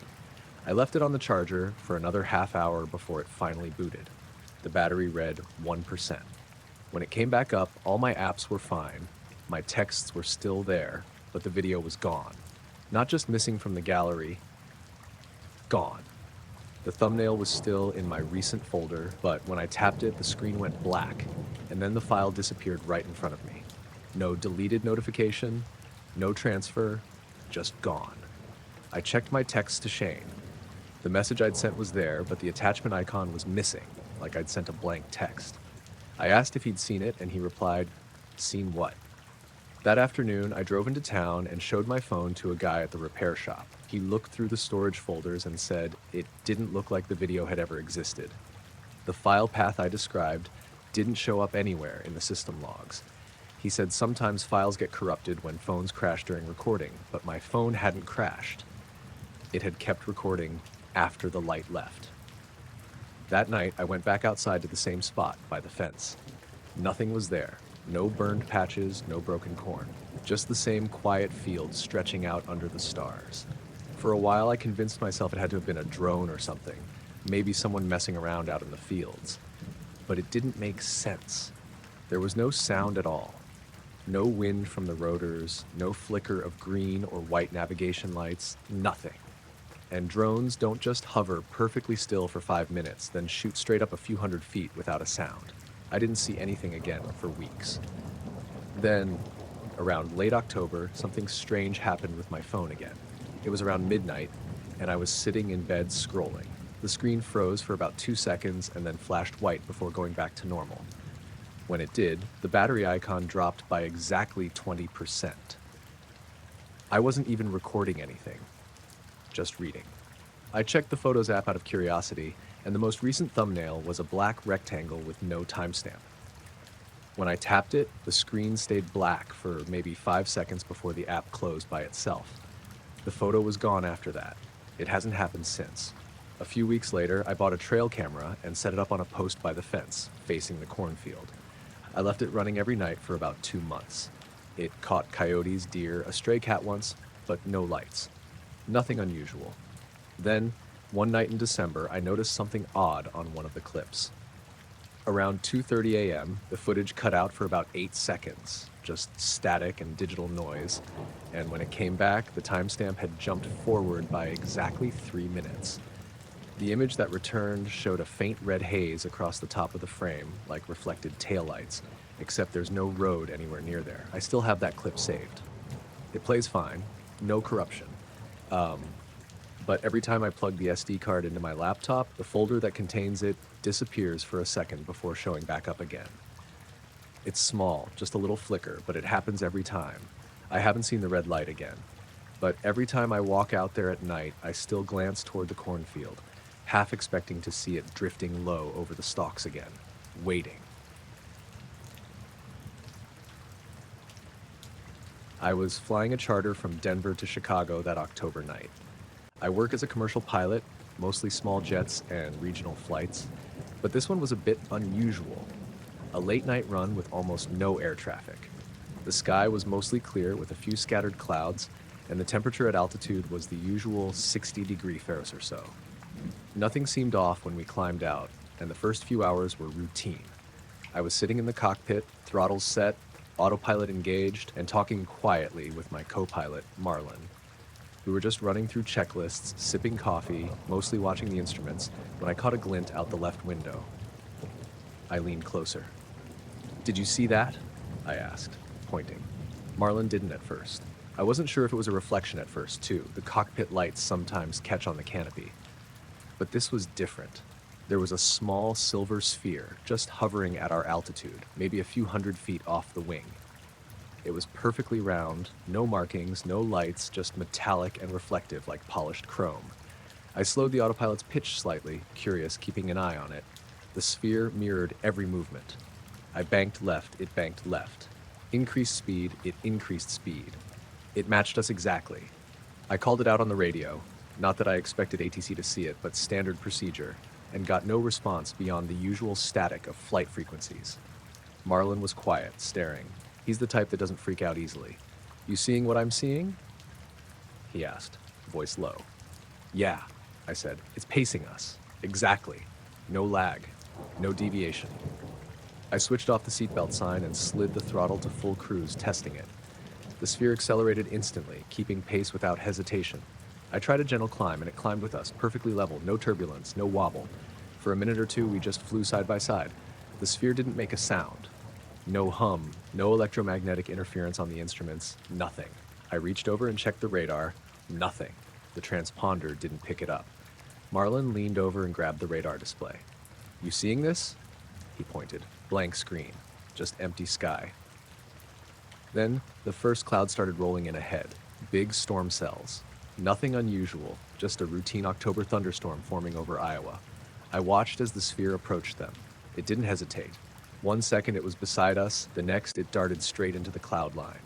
I called out instinctively, "Hey, hold on!" The moment it entered the cloud, our instruments didn't spike. No turbulence, no static, just gone. The radar still showed nothing. The visual cleared moments later, nothing. The clouds had swallowed it entirely. I glanced at Marlin, who just shook his head. I double-checked my logs and instruments. Everything normal. No warnings, no electrical anomalies, nothing. We climbed out above the clouds and scanned the skies. Nothing. We reported the incident to the FAA after landing. They took notes, asked questions, then told us there were no other aircraft in our area and no known experimental programs that night. I filed it as unidentified, but obviously it made the rounds at dispatch and my airline. People were polite but dismissive, probably chalked it up to fatigue or reflections. I thought about it the entire way home. The sphere wasn't like anything I've seen in military or commercial flights. It didn't behave like a drone or weather balloon. No propulsion, no exhaust, nothing. Just mirrored our movements perfectly and vanished in a cloud like it was never there. I still dream about it sometimes. The way it hung there silently, reflective, pacing us like it was keeping perfect time. I check the skies differently now, especially at night flights. Every glint on a wing, every cloud, I notice it. And every time I remember how completely normal the rest of the world seemed, while something inexplicable was keeping pace with us at 40,000 feet. I haven't seen it again. Not in training flights, not in my commercial runs. Just that night, just that sphere. And the memory of it is unsettling. Not because it hurt me or tried to do anything, but because it defies explanation. And I don't know what it was. The logs, the radar, the instruments, all normal. The sphere itself, gone. And yet the image of it pacing us perfectly, silent, metallic, disappears only when it wants to, is stuck in my mind like it was realer than anything else I've ever flown with. I was flying a late-night cargo run from Minneapolis to Denver, a solo trip in a Bombardier CRJ-200 converted for freight. I prefer these flights, no passengers, minimal radio chatter, just me, the plane, and the sky. That night was clear for the most part, just a few scattered clouds over Kansas. The instruments showed smooth air, autopilot on, and the whole trip was routine until I crossed the Nebraska border. It started with a glint out of my left window, just above the wing. At first, I thought it was another plane, maybe a small private craft, but nothing on the radar. I slowed my coffee sipping, leaned closer to the window, and that's when I realized it wasn't moving like a plane. It was a perfect sphere, metallic, reflecting the cabin lights faintly, hovering at our altitude. I called it out on the radio to Denver Center just to cover myself. Center, unidentified traffic, approximately my 10 o'clock, same altitude. I heard the usual crackle, then a dismissive, no traffic reported. I checked my instruments, looked over the cockpit, all normal. The sphere matched our heading and altitude perfectly. I nudged the plane up by a few hundred feet. The sphere went up too. I slowed, banked slightly. It mirrored everything I did, almost instantly, almost exactly. I tried to rationalize. A drone? Too high, too fast? Military test craft? I'd flown in areas with restricted airspace. Nothing operates like this without radar signature. It was silent. Absolutely no engine noise, no hum, nothing. I grabbed my headset, leaned closer to the window, and whispered, "What the hell are you?" For a couple of minutes, it just followed side by side, pacing me like a shadow. I even tried a gentle climb, autopilot still engaged, and it climbed too, smooth as silk. I started to feel a creeping tension I didn't want to admit, that weird sense of being watched in a way that's almost impossible at 40,000 feet. Then I noticed the clouds, big cumulonimbus cells building up to the west, lightning flashing inside them. Routine, except the sphere turned and darted straight toward the storm line. I called out instinctively, "Hey, hold your course." But of course it didn't respond. It reached the edge of the storm, and as it entered the cloud, my instruments didn't detect a thing. No turbulence, no spike in the magnetic compass, nothing on the radar. It was gone, just swallowed by the cloud. I followed carefully, keeping a safe distance. The cloud was turbulent enough that any normal aircraft would show it on instruments, but the sphere was invisible. I circled the cell, watching for any glint, any sign. Nothing. It vanished as if it had never been there. Marlon would have been here if this were a two-pilot flight. He's the kind of guy who would joke, try to rationalize it. But alone in the cockpit, all I had was my own senses, and they were screaming, "That just happened." After about 15 minutes, I reported it again on the radio, more out of habit than hope. "Denver Center, I'm clear of the storm, no contacts, but I just observed something unusual at altitude." The controller cut me off politely. No acknowledgement, just an understood. I logged it in the flight record, detailing altitude, coordinates, and times. But it felt insufficient. My written account couldn't capture the way it moved. Fluid, precise, deliberate. Not mechanical. Not like anything I'd flown with. The rest of the flight was uneventful. Landing in Denver was normal, taxi, unloading, pre-flight checklists for the return. But I couldn't shake it. I kept replaying the image in my head. The sphere, side by side, pacing me silently, darting into the storm like it belonged there. I've flown almost every night since then. Hundreds of hours over plains, mountains, coasts. Nothing. Not a glint, not a signal, not a reflection. But every time I pass a cumulonimbus line, I glance toward the top of it, half expecting a metallic orb to appear, matching my speed. I told a few colleagues, cautiously with no names. Everyone nods politely. Some tell me it was probably a reflection. Some suggest I imagined it under fatigue. I don't think I did. I've seen clouds, storms, lights, and reflections. This wasn't any of those. I've reviewed the radar logs and they confirm nothing but the storm cells. My instruments didn't lie. The sphere was real, or real enough to interact with my aircraft in perfect harmony. I'm back on the route tonight, same plane, same altitude, same autopilot setting. I keep a closer eye on the sky. The memory doesn't scare me exactly. It's more like a quiet unease, a weight that sits in the chest when I think about it. Because whatever it was, it moved with intent, it knew how to mirror me perfectly, and it vanished without a trace, leaving only questions. I haven't seen it again. Not in training flights, not in cargo runs, just that night. Just that silver sphere pacing me at 40,000 feet, silent, impossible, gone in a storm. And I know I'll look for it every time I fly through a cloud for the rest of my career. I woke up to an odd quiet, not the usual morning quiet where the hum of the fridge or the low buzz of the street outside creeps in. This was total, almost unnatural silence. My phone was dark. The microwave, the coffee maker, my laptop, nothing. Even the wall clock in the kitchen had gone black. I rubbed my eyes and sat up. The only thing on was my old transistor radio sitting on the nightstand. It wasn't tuned to a station. It just hummed, low, steady, almost like it was breathing. I live alone in a small ranch-style house on the edge of town. The lights outside the window were faint. The sun was just starting to stretch across the sky. I thought maybe there was a power outage, but the street was normal. Neighbors' cars were moving, dogs barking, someone backing out of a driveway. Everything else seemed fine. Just my house was quiet. I leaned over and switched the radio off. The hum didn't stop. I flipped the switch a few times, unplugged it, still there. Muffled, steady, in time with something. I swear it sounded like inhaling and exhaling. I sat back, staring at it, thinking maybe I was half asleep. After a few minutes, I forced myself up. The floorboards creaked under my feet. I walked to the kitchen. Normally, the digital clock would greet me. Nothing. Not a flicker. I opened the fridge. It clicked and hummed normally. Lights inside. That was reassuring, I guess, but didn't make the feeling go away. I went outside to see if the power was out. No. The streetlights on the corner were off, but the houses down the street were lit. A few cars were moving along the main road, headlights cutting through the early morning haze. Everything seemed normal except for my house. Back inside, I sat at the kitchen table, listening. The hum was subtle, steady, not random. It almost felt alive. I tried to follow it, moving around the rooms. The sound seemed to track me. It was louder when I stood near the living room, softer in the bedroom. I circled, stood still, crouched. Same rhythm, same steady breath. I checked the windows, thinking maybe it was coming from outside, some utility work or a transformer. Nothing. No lights, no trucks, no people. Just the hum. I tried calling my mom. No dial tone. My neighbor, straight to voicemail.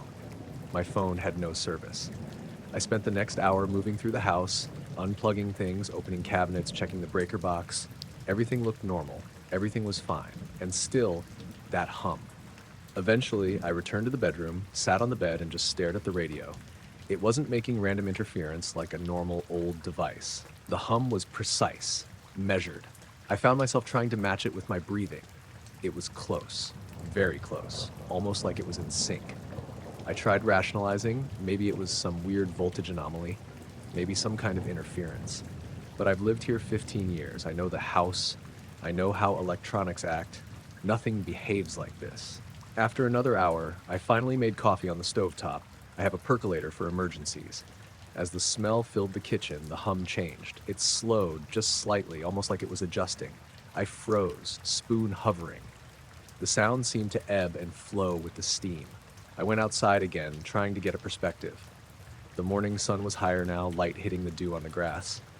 I half expected the sound to vanish if I left the house, but standing on the porch, it still pulsed through the walls. It was faint now, but definitely there. I walked around the perimeter, checking the foundation, the siding, anything.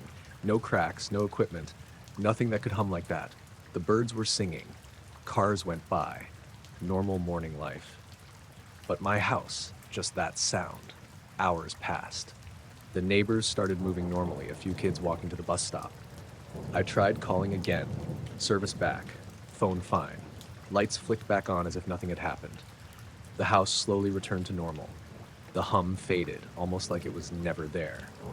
I spent the rest of the day cleaning and doing errands, trying to convince myself I had dozed off and dreamed it, or maybe hallucinated from too little sleep. But as night fell, I checked the radio again. Off, unplugged. I sat on the couch listening, quiet, for a while, nothing. Then a faint trace of rhythm, not loud, not continuous. But there. I haven't told anyone.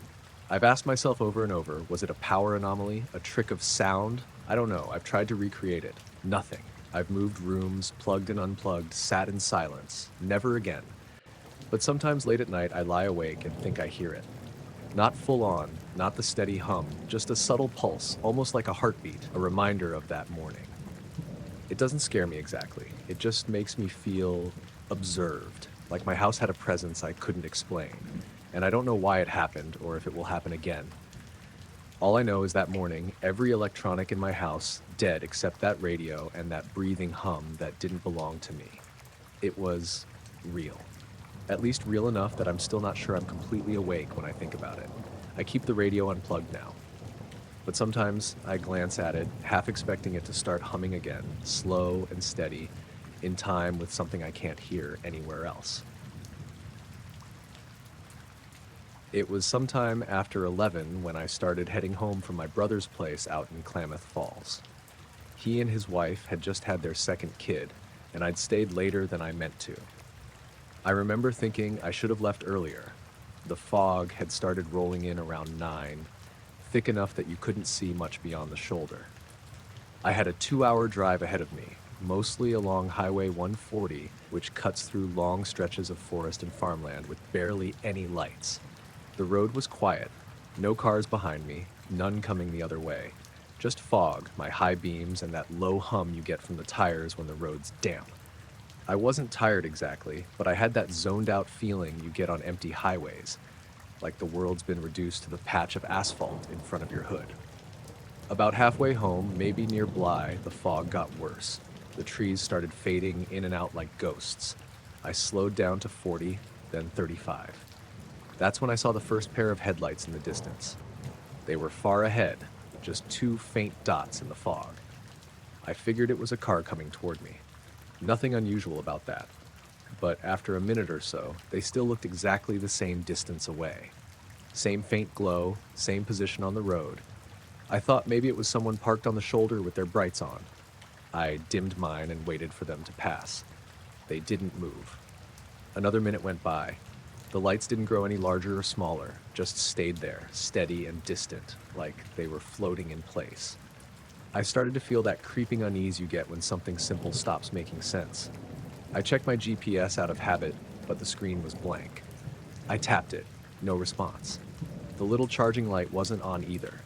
My phone had died, even though it was at 70% when I left. I figured it was the charger cord or something, but when I glanced at my dashboard, I noticed the radio had gone silent. The time display was frozen, 11:42. The air vents still blew. The engine was fine, but the electronics were dead. I looked back at the lights, still there. Same exact spot. By then, I was down to about 20 miles an hour. The fog was so thick it looked solid in my headlights. I couldn't tell where the road ended and the trees began. The lights ahead flickered slightly, just for a split second, then steadied again. I thought maybe it was a reflection. Maybe I was just catching my own beams somehow. But the angle didn't make sense. Then they started to move. Slowly at first, just easing forward through the fog like a car rolling downhill without pressing the gas. I braced a little, expecting them to pass me. But they didn't. They kept the same distance. Always just far enough that I couldn't see the shape of the vehicle, just those two round white glows. I don't know how long that went on, maybe 10 minutes, maybe longer. The road curved slightly, dipped into a low valley. Every time I turned, the lights turned too, keeping their distance. I tried to shake it off, told myself it was just another driver being cautious in the fog, but it didn't look right. The lights didn't bounce or wobble like headlights usually do. They just glided. At one point, I thought I saw something else behind them, a faint bluish shimmer, like heat rising off asphalt, but it vanished as soon as I noticed it. When the road straightened out again, the lights suddenly grew brighter, like they were speeding toward me. My first instinct was to pull off. I hit my signal, no clicking sound. The indicator wasn't flashing. Then I noticed the power windows had stopped working. Everything electric was dead except the headlights and the engine. I eased onto the shoulder, half expecting the car to stall, but it kept running fine. I waited for the lights to pass. They didn't. They slowed down too, stopping the same distance ahead. I sat there for maybe a full minute, just watching. The fog moved in slow waves between us. I couldn't see the road, couldn't see the lines, just those lights floating there. Then, and I swear this is exactly how it happened, they lifted. Not high, not fast. Just up, like they were being pulled by a string, maybe 20 feet off the ground. Then they drifted sideways, smooth as glass, and vanished into the fog. I didn't move right away. My hands were clamped so tight on the steering wheel that my fingers ached. I kept waiting for them to come back, but the fog just swallowed everything. After a while, I put the car in drive and kept going, slow as hell, heart pounding the whole time. The next 10 miles were rough. Every time I thought I saw light ahead, my stomach dropped. Most of the time, it was nothing, just signs reflecting my beams or a patch of fog glowing weirdly. I didn't see another real car until I got near Lake of the Woods. That's when the fog started thinning out. The trees came back into focus, and I could finally see the road again. I glanced at the clock. It still said 11:42. My phone was still off, but the GPS screen flickered once and came back on. The time jumped straight to 12:56. When I pulled into my driveway around 1:30, the car electronics were all back to normal. Radio turned itself on mid-song. My phone powered up fine and showed full battery. No missed calls, no notifications, just normal. I tried to tell myself I'd imagined the whole thing. Maybe I was just tired, maybe it was some weird light trick in the fog. But when I checked the map later, there wasn't any stretch of Highway 140 where the road disappears like that. And I know that section by heart. I've driven it dozens of times. Out of curiosity, I went back a week later, same time of night. No fog this time. Clear sky, stars visible. I thought maybe I'd find something. Maybe a field where someone could have parked, some kind of landmark. But there's nothing. Just trees and old fencing. No shoulder wide enough to pull over, no side road. I stopped at roughly the same spot anyway. Cut the engine, stepped out, completely silent out there. Not even crickets. I stood for a while listening. My breath was loud in the still air. Then, faintly, I heard something that sounded like a low hum, almost like power lines, except there aren't any along that stretch. It came in pulses, steady, then uneven, then gone. I didn't stay long after that. Got back in the car and headed home. A few days later, I was talking with a friend who works for ODOT, and I asked him if there'd been any weird reports from that area, fog lights, stalled vehicles, anything like that. He said no, but then he paused and asked why I was asking. I told him it was nothing, just that I'd seen something strange in the fog. He didn't say much after that, just gave me a look like he knew exactly what I meant but didn't want to talk about it. I've taken that route since then, could the reason be always during the day. Nothing unusual. But every time I hit that long, empty stretch near Bly, I get that same uneasy feeling, like there's something just out there past the tree line, waiting for the right weather to show up again. And sometimes, when the fog's heavy, I catch myself checking the rear view, half expecting to see those headlights hovering behind me, perfectly still, just waiting for me to stop. I woke up before the alarm that morning, which was unusual. My little cabin on Lake Crescent in Washington doesn't exactly encourage early rising, but the fog had rolled in heavy overnight, and I guess I was stirred by the light creeping around the window frames. I grabbed my thermos, threw on a jacket, and walked down the narrow dock. The water was flat, no wind, just that thick morning mist that makes the world feel swallowed whole. I put the small aluminum boat in the water, started the motor, and headed toward my usual spot near the old cedar stumps, a quarter-mile out from shore. The lake was gray and quiet, like it had absorbed sound overnight. Ducks floated by, but even they didn't make a noise. I leaned on the oars for a minute, just letting the motor idle, watching the fog swirl across the surface. I'd fished this lake for years, so I know the patterns. I dropped a line, looked down at the water, and that's when I noticed it. A reflection, bright and sharp. Not the sun, it wasn't up yet, and not the fog glinting. It was a triangle, a perfect geometric shape, hovering right over the water's surface, about the size of a canoe. Its edges were clean, almost glowing. The weird part, when I looked straight up, there was nothing. Just the gray sky and mist. I blinked a few times, thinking maybe it was the reflection of the cabin's light bouncing off my boat, or a trick of the fog. But as I scanned the lake, the shape stayed there, hovering in the reflection, even as I adjusted my position. I leaned forward, squinting. The triangle was perfectly mirrored on the water's surface, like it existed only there. I reached for my phone to take a picture, hands still damp from condensation, and noticed it was dead, fully dead. No charging icon, no flicker, nothing. That was strange, but not impossible.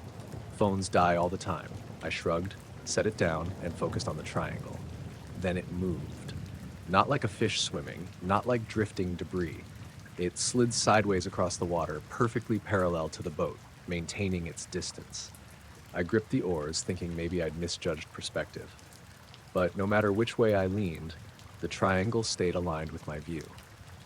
I started paddling slowly toward it, and as I got closer, I noticed the reflection wasn't showing anything underneath. The water around it was calm, no ripples or waves, nothing moving. I tapped the surface with the paddle, just water. But the reflection didn't budge, it didn't distort. It stayed exactly the same size and shape, moving with me, almost like it was aware of my position. I stopped rowing and sat there for a few minutes. The fog started thinning a bit, the first streaks of dawn showing pink against the gray, and then the shape flickered, like a light being dimmed and brightened twice in a row. I thought maybe I was imagining it, fatigue playing tricks. But I've been out on this lake alone at dawn hundreds of times, and I know the difference between a shadow on water and something else. Then a faint vibration ran through the boat. Subtle, but real. Like the kind you feel when the motor is running on high for too long. But my motor was idling. I reached down to check the cable connection, half expecting a loose wire, but everything was fine. The vibration stopped as soon as I lifted my hand. The reflection shifted again. This time, it pulsed, brighter, wider, like it was expanding for a second, then snapping back to the original triangle. I leaned over, trying to see some sort of object in the sky. Nothing. Just mist, pale light, and the top of the surrounding evergreens. I even spun the boat slowly, looking in every direction. Still nothing. Then the water itself changed. The area under the triangle went completely still. No mist drifting over it, no ripples from the slight wind, nothing. It was like the water had become a mirror only for that shape. I reached out to touch the surface, and for a moment, it seemed like my hand hesitated just above it, as if the water was denser there. Then normal again.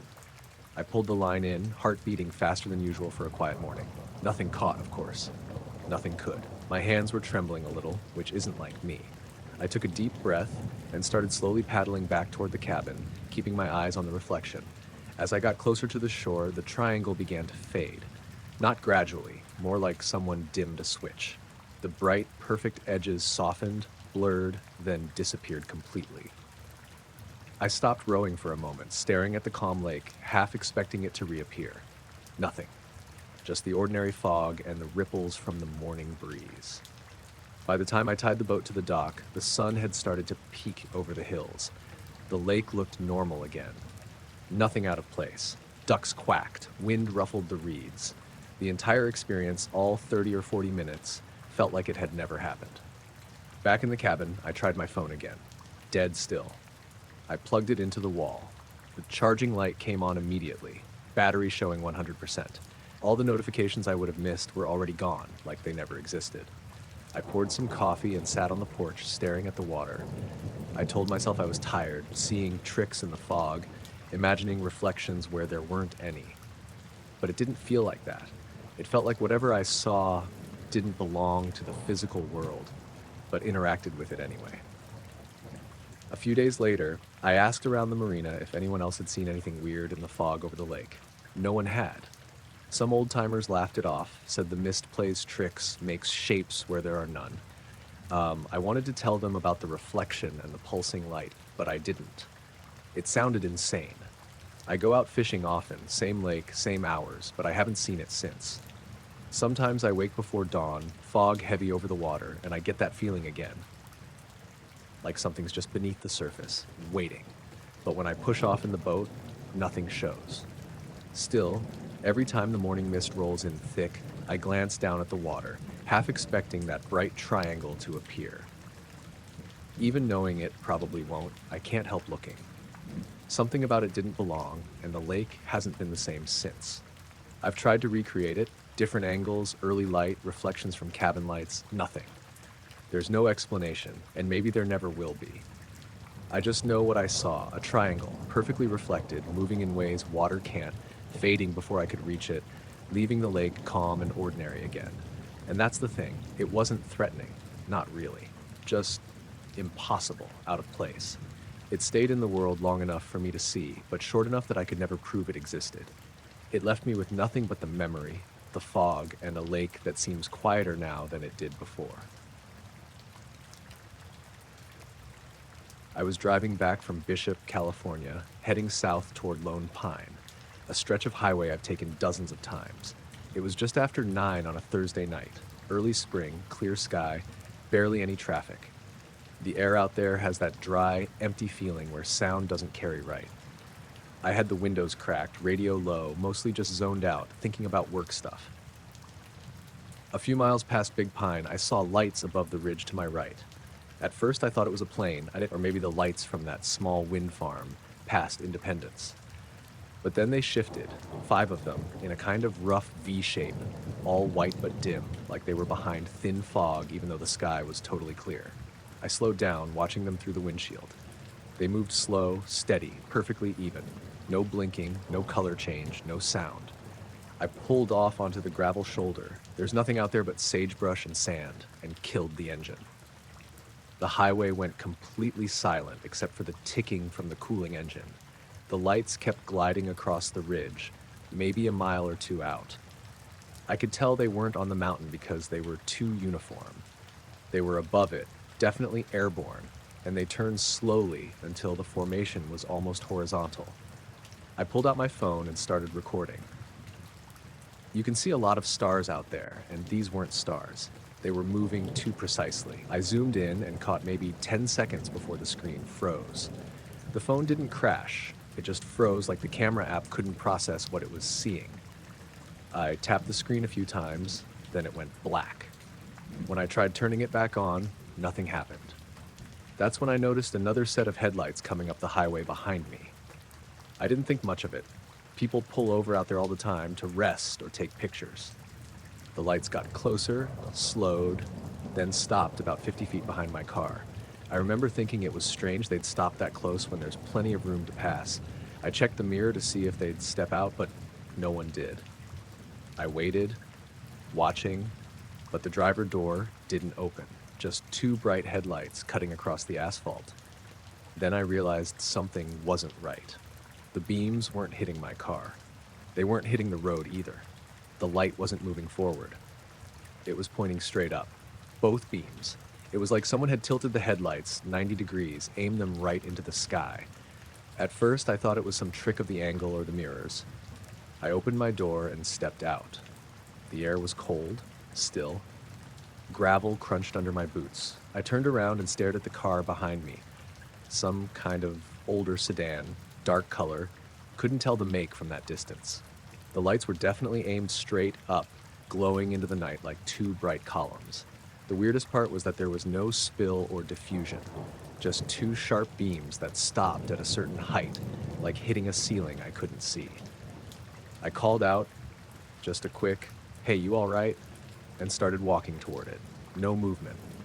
I got maybe halfway before I heard something behind me, a faint buzzing, low and rhythmic, coming from the direction of the lights over the ridge. I turned back toward the hills. The 5 lights had broken formation. They were shifting around, slower now, almost drifting, but in a way that didn't look random. They'd slide apart, then back together, then stop completely. It was like watching something underwater, that kind of slow, deliberate movement. I glanced back at the car behind me. Still no one. The headlights kept shining up into the sky, not flickering, not dimming. I walked another few feet toward it, trying to make out the interior. The windows were dark, almost reflective. I couldn't see anyone inside. No engine sound, no exhaust, nothing. That's when the buzzing changed. It deepened. Not louder, just lower, like it dropped an octave and started vibrating through my chest. I turned back toward the ridge again, and the lights started moving upward, one by one. They weren't taking off quickly. It was like they were being lifted by invisible strings. Each one rose in perfect sequence, evenly spaced, until they disappeared into the sky. I kept watching, waiting for something else to happen. The buzzing faded with them until it was completely gone. Then it was just quiet, totally still. When I turned back to the highway, the car was gone. No sound of tires, no taillights, no dust. Just gone. The only light was from the stars and the faint glow of my own dashboard through the windshield. I stood there for a while, trying to wrap my head around it. I walked over to where the car had been parked. I could see the tire marks in the gravel shoulder, the ones leading up to where it had stopped, but there weren't any tracks leading away, just the pair of indentations ending abruptly, like the car had vanished without moving forward or backward. I got back in my car and started the engine. It fired right up. The radio came on by itself, loud static, no signal. I turned the volume down and drove off slowly, glancing in the mirrors every few seconds. The phone still wouldn't turn on.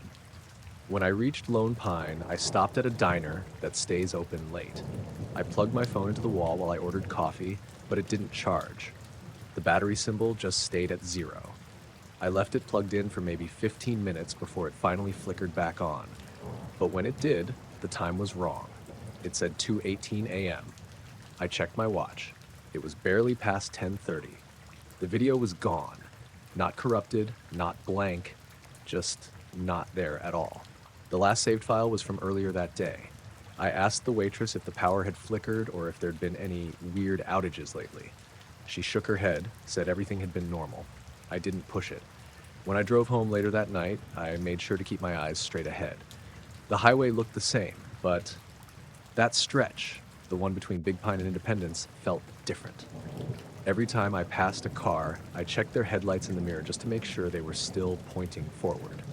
A few days later, I drove back up there during daylight, mostly to see if there were any signs of that other car. I found the exact turnout, same mile marker, same shoulder, and the tire marks were still there, but faint. They ended exactly where I remembered. I walked around, looked for oil drips, debris, anything that would suggest someone had pulled away, but there was nothing. Just sand, gravel, and the sound of wind through the brush. Since then, I've gone through the phone's memory a dozen times. No trace of the video. The timestamps skip over that 10-minute window entirely. I've had weird phone glitches before, but not like that. Every time I drive that road now, I think about how quiet it was, how unnatural the silence felt between the buzzing and the fogless dark. Sometimes, when I crest the ridge near Independence and see the distant glow of the valley, I half expect to see those 5 lights hanging there again, or a set of headlights behind me, aimed straight into the sky. I don't stop anymore. I just keep driving. I was sitting on the back porch, drinking a can of beer and trying to get some work emails out of the way. It was late, maybe 10:30, maybe closer to 11. Spring nights in northern Arizona get quiet around that time. No crickets yet, just this low hum of nothing, the kind of silence that makes the air feel thick. I had the floodlight on the corner of the house pointing at the yard. Normally it only comes on when the motion sensor picks something up, but tonight, out of nowhere, it flickered on. At first I thought one of the bulbs was just dying, but the flicker was precise, like someone was tapping the sensor on and off. I set my beer down and leaned over to check the little panel on the side of the house. No readings, nothing. The sensor didn't register any movement. I shook my head and went back to my laptop. A few minutes later, the floodlight snapped fully on. I froze. The sensor light, that little green LED, was blinking like it had detected something, but the yard looked empty. I could see the gravel, the small oak tree I'd planted last year, the fence, even the neighbor's dog silhouette through their chain link. Nothing moved. No branches, no animals, nothing. That's when I noticed the smell. It was faint at first, just a little metallic tang like a car battery or something sparking in the air. I sniffed, trying to figure out if it was coming from the floodlight itself. The wiring was fine, no burnt plastic smell. The ozone smell hung over the yard, dry and sharp. I could almost taste it on the back of my tongue. I walked closer to the sensor, the porch light casting long shadows behind me. Every time I stepped near the corner, the floodlight flickered like a heartbeat. I held my hand out, pointing toward the yard, waiting to see if anything was there. Nothing. The shadows were still, the yard empty. Then I thought I saw movement at the edge of my vision, just past the fence. I blinked, and it was gone. Not like a person ducked behind a tree, but like it had been there 1 second and just wasn't the next. I took a step toward the fence, the gravel crunching under my boots, and the floodlight dimmed for a second, then flared back on. The air felt thicker now. The smell of ozone stronger, almost electric, like right before a storm, except there wasn't a cloud in the sky. I squinted into the shadows near the fence. Nothing. Not even the neighbor's dog. I pulled my phone out, thinking maybe I could catch something on camera. I recorded a short clip, panning slowly over the yard. The floodlight stayed steady, the sensor blinking on and off. When I looked at the screen, I didn't see any figures or shapes, but there was this kind of shimmer in the air, like heat waves you see over pavement in the summer, only it was cold. It distorted the fence and the tree in a way that didn't make sense. I set the phone down and sat back on the porch steps, trying to reason it out. Maybe it was a trick of the floodlight. Maybe the motion sensor was malfunctioning. I leaned back, watching the yard, and the flicker started again.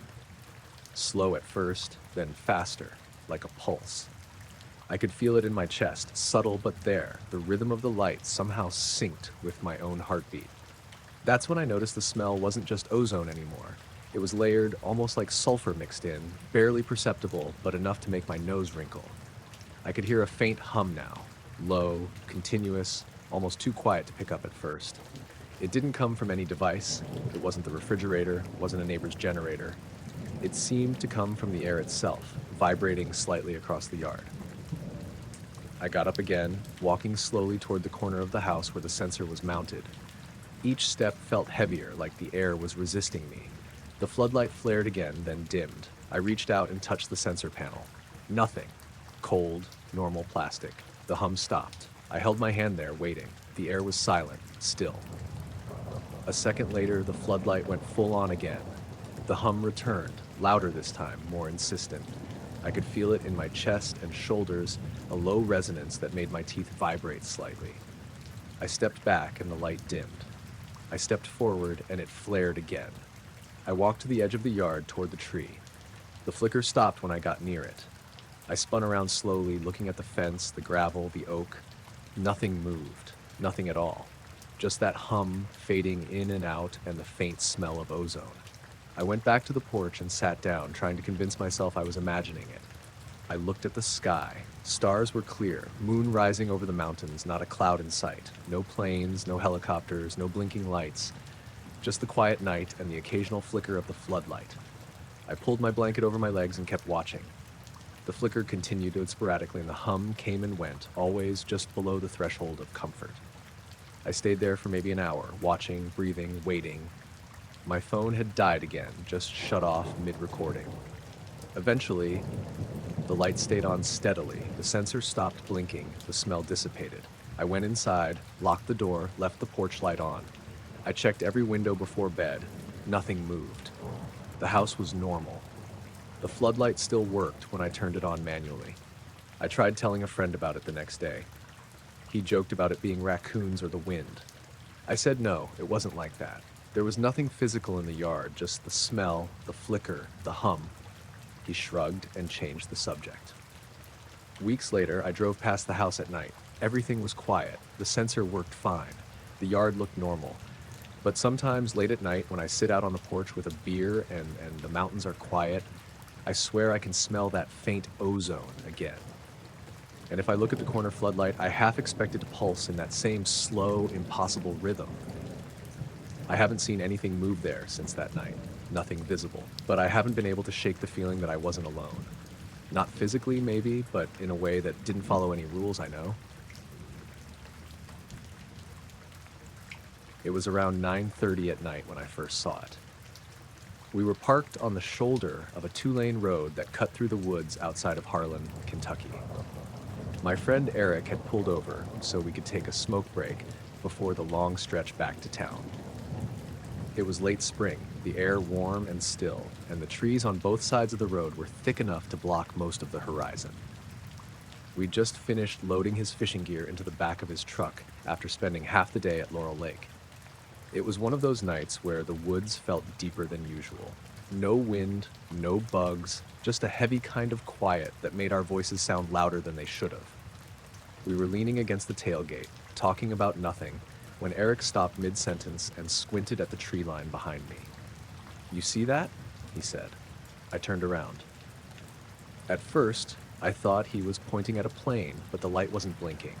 It was this solid white glow, not bright, just steady, hanging low over the trees maybe a mile away. It didn't move. Probably a drone, I said, though it felt too far out and too big for that. Eric just kept staring. "Nah, man, that's too quiet. You'd hear the hum." He was right. The woods were completely still, but there was no sound at all from it. I strained to listen. No whine, no motor, nothing. Just this silent, white oval hovering maybe 30 or 40 feet above the treetops. We watched it for a solid minute before anything happened. I remember blinking, just a normal blink, and when my eyes opened, the light was suddenly closer.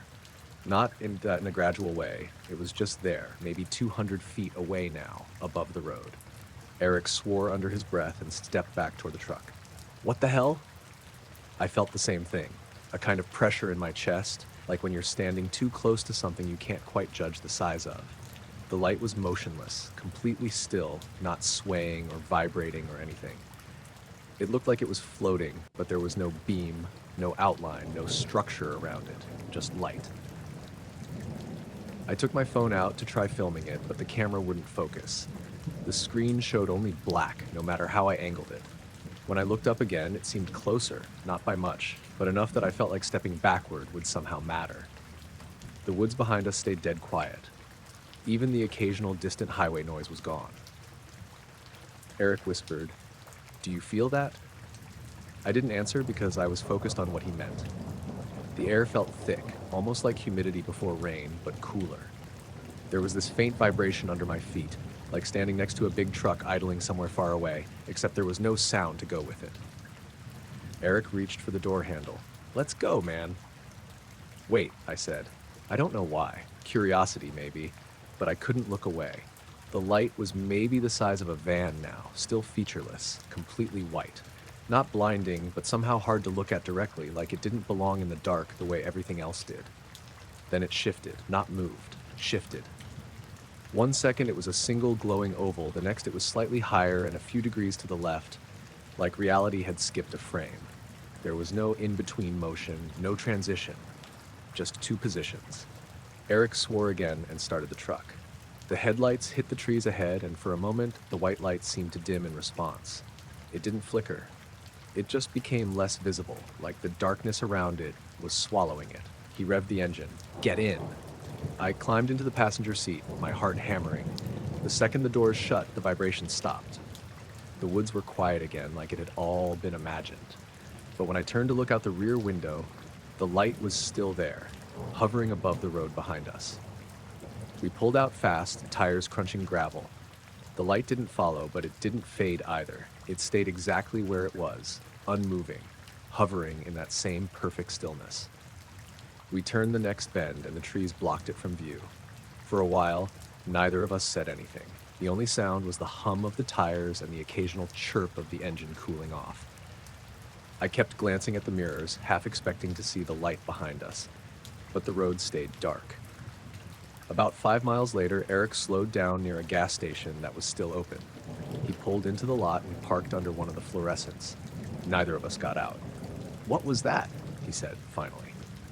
I didn't answer because I honestly didn't know what to call it.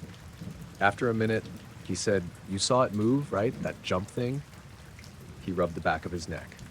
"You ever seen something that's still before? Like, perfectly still?"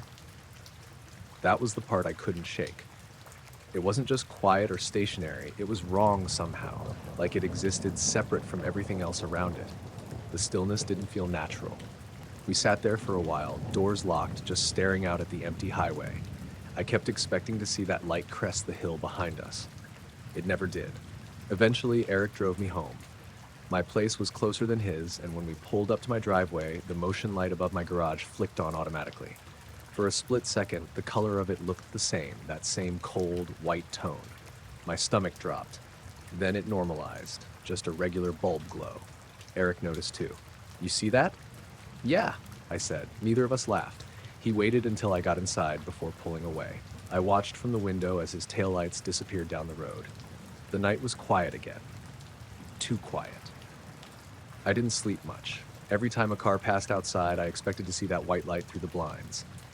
The next morning, I checked the weather and local news. Nothing.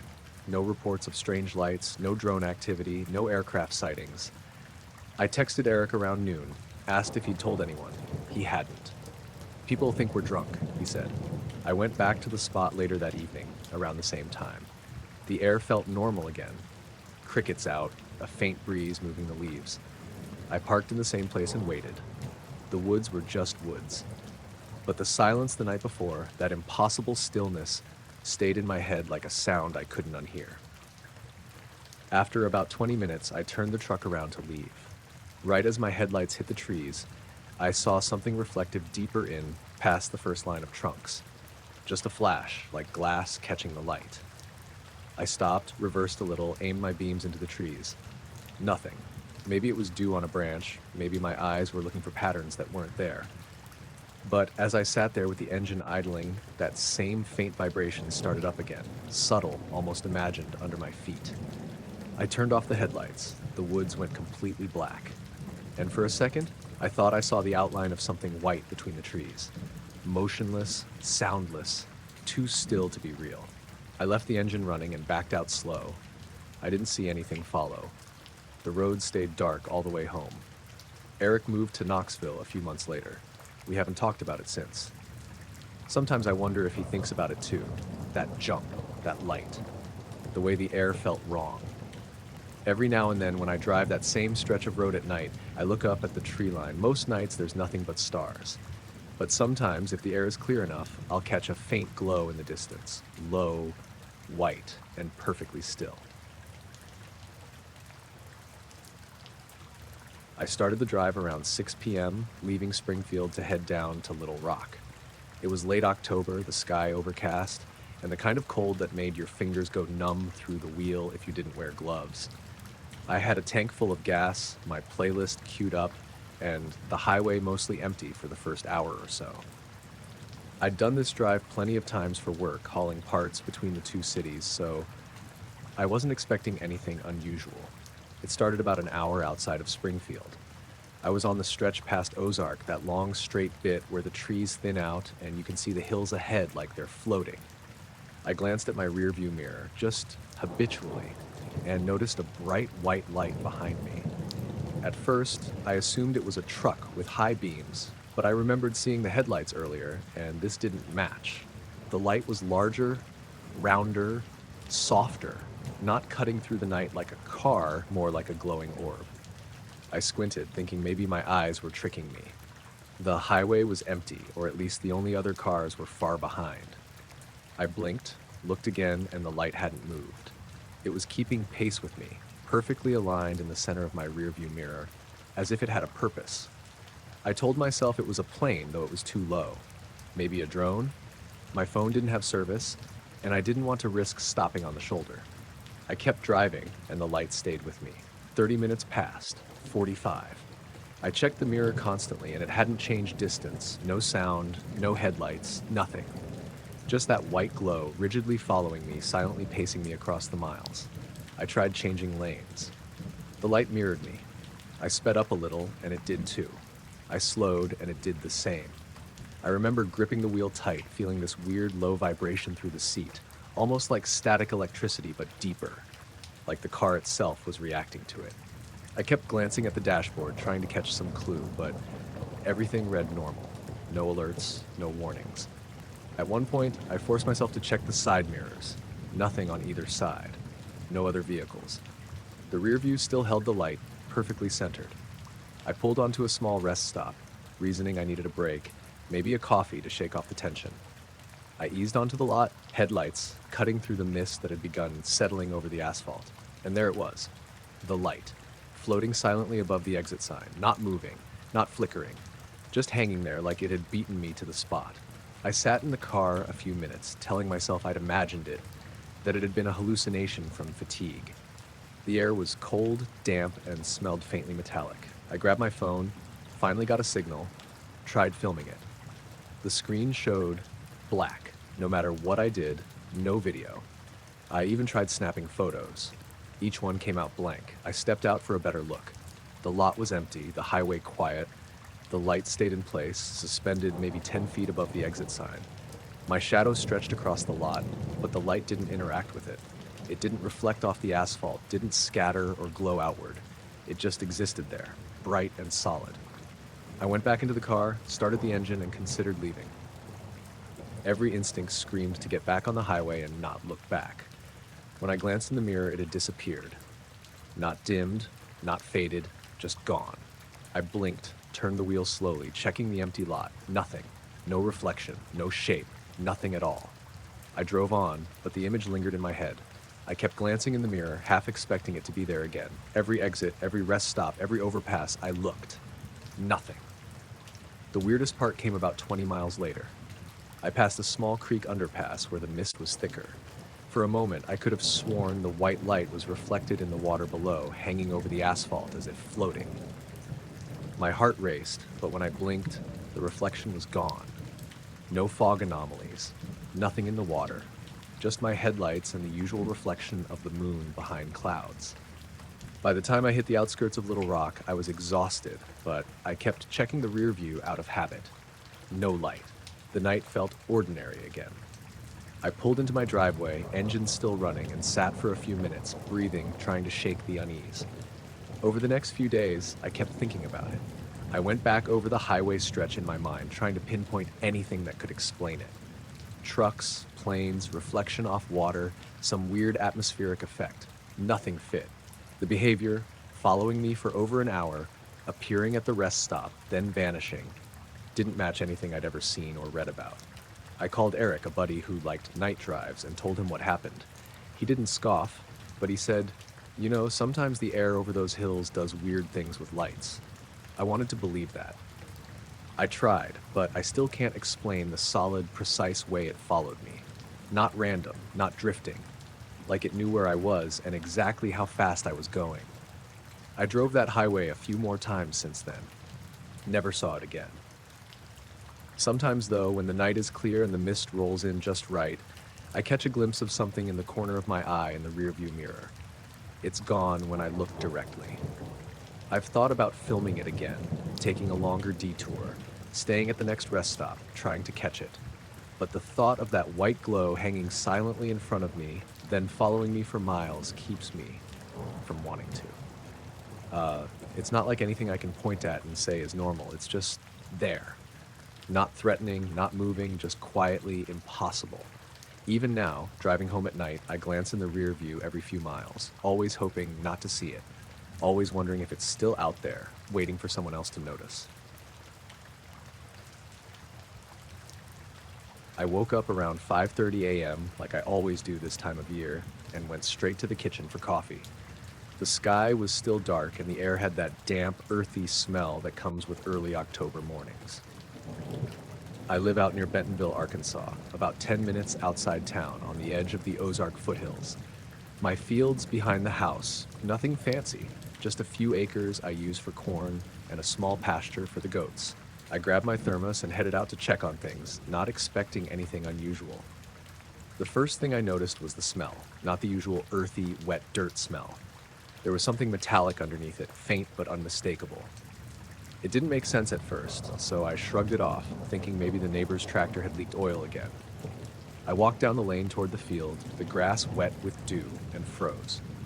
The field looked different. Dozens of small, smooth stones were scattered across the bare soil where my corn had been harvested weeks ago. I mean small, perfectly round or oval, like someone had polished them to a mirror finish. I didn't notice anything like that last night. I'd walked the field after supper, just before dark, and there was nothing. Not one stone. I bent down and picked one up. It was warm. Not lukewarm from the sun, not leftover heat from the soil, warm in a way that made my skin tingle versta, like holding a cup of hot coffee but without the smell. My fingers tingled against its surface, and for a moment I just stared at it, turning it over in my hand. There were no markings, no cracks, no dirt, just smooth, shiny, and perfectly uniform. I put it back down and looked around. The stones weren't in piles or patterns, but evenly spread across the field. I stepped a few paces. The soil was undisturbed. No footprints, no tire marks. My boots sunk into the dirt, and yet nothing indicated how these could have appeared overnight. I called my neighbor, Frank, who farms the next property over. He was half asleep on the phone, grumbling about the cold, and I explained what I'd found. "Are you sure, Jim?" he said. "Could have been a prank. Kids from town?" I told him no. I knew the kids around here.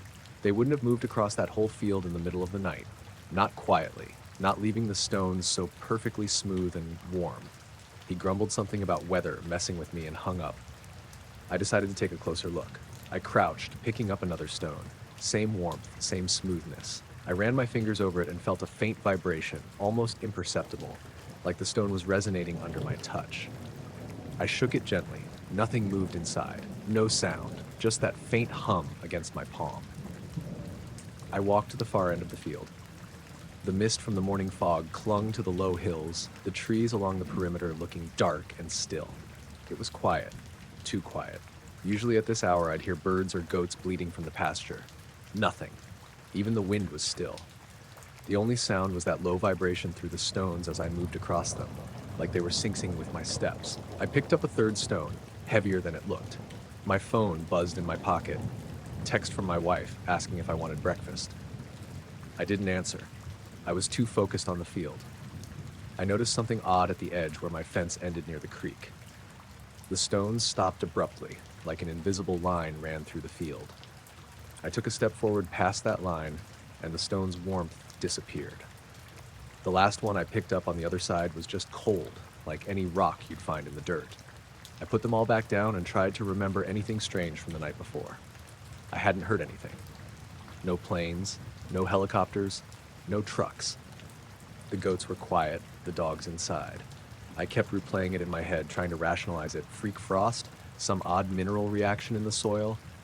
None of it made sense. I spent the next hour walking the field, picking up stones, noticing the warmth, the faint hum. Then I saw something. Not a shape, not a figure, just a movement at the tree line, a shimmer in the fog. I stopped breathing. For a few seconds, the fog twisted as if it had a surface, like a curtain moving gently from inside. I blinked. Nothing, just trees. But the hairs on my arms were standing up.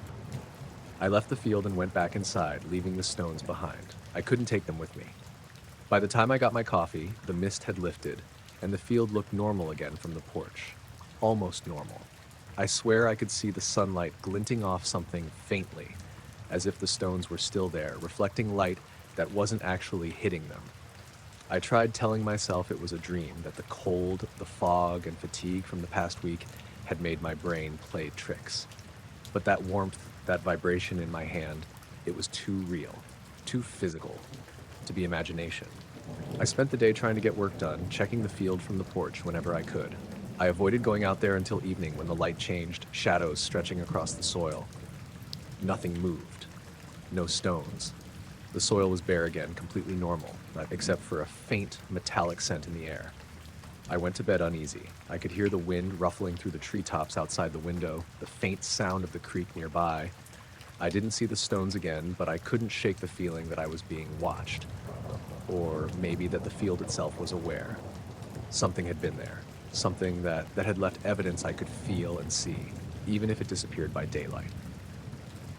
The next morning, I went back. No stones, no warmth, no hum, just my empty field and the usual dirt. I walked around, checking every inch, pressing my hands to the soil, expecting to feel the residual warmth. Nothing.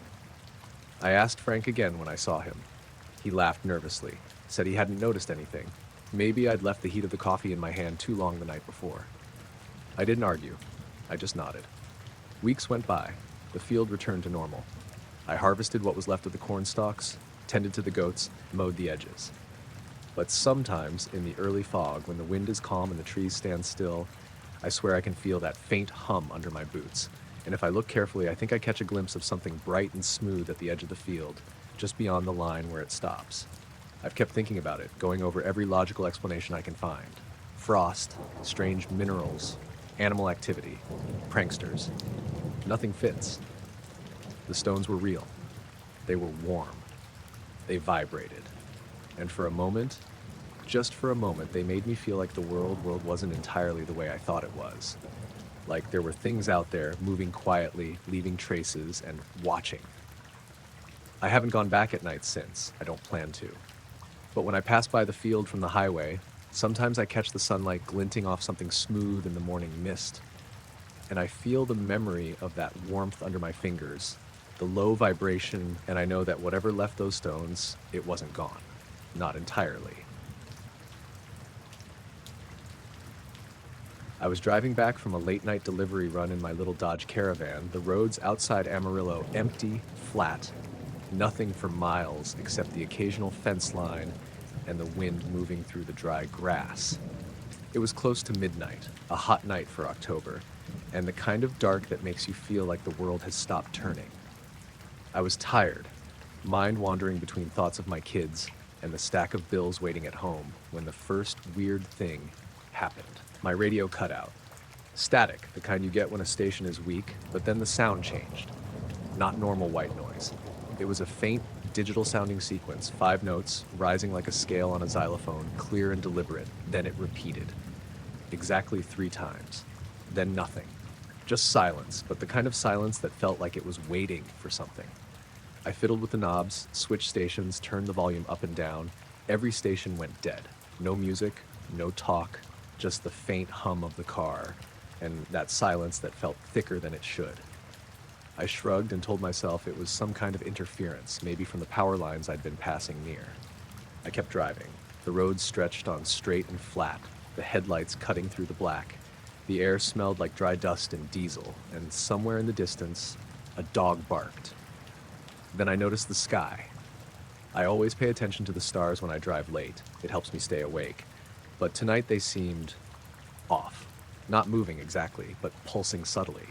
I couldn't tell if it was my eyes, the heat, or the dark messing with me. I blinked, tried to focus, and the pattern disappeared. I glanced at the rearview mirror. Nothing unusual at first. Then I thought I saw a small light flicker in the distance, far off the road, hovering. It didn't move like a plane or helicopter. It was just there, a tiny point of brightness in the darkness. I blinked again. Gone. I shook my head, muttering under my breath.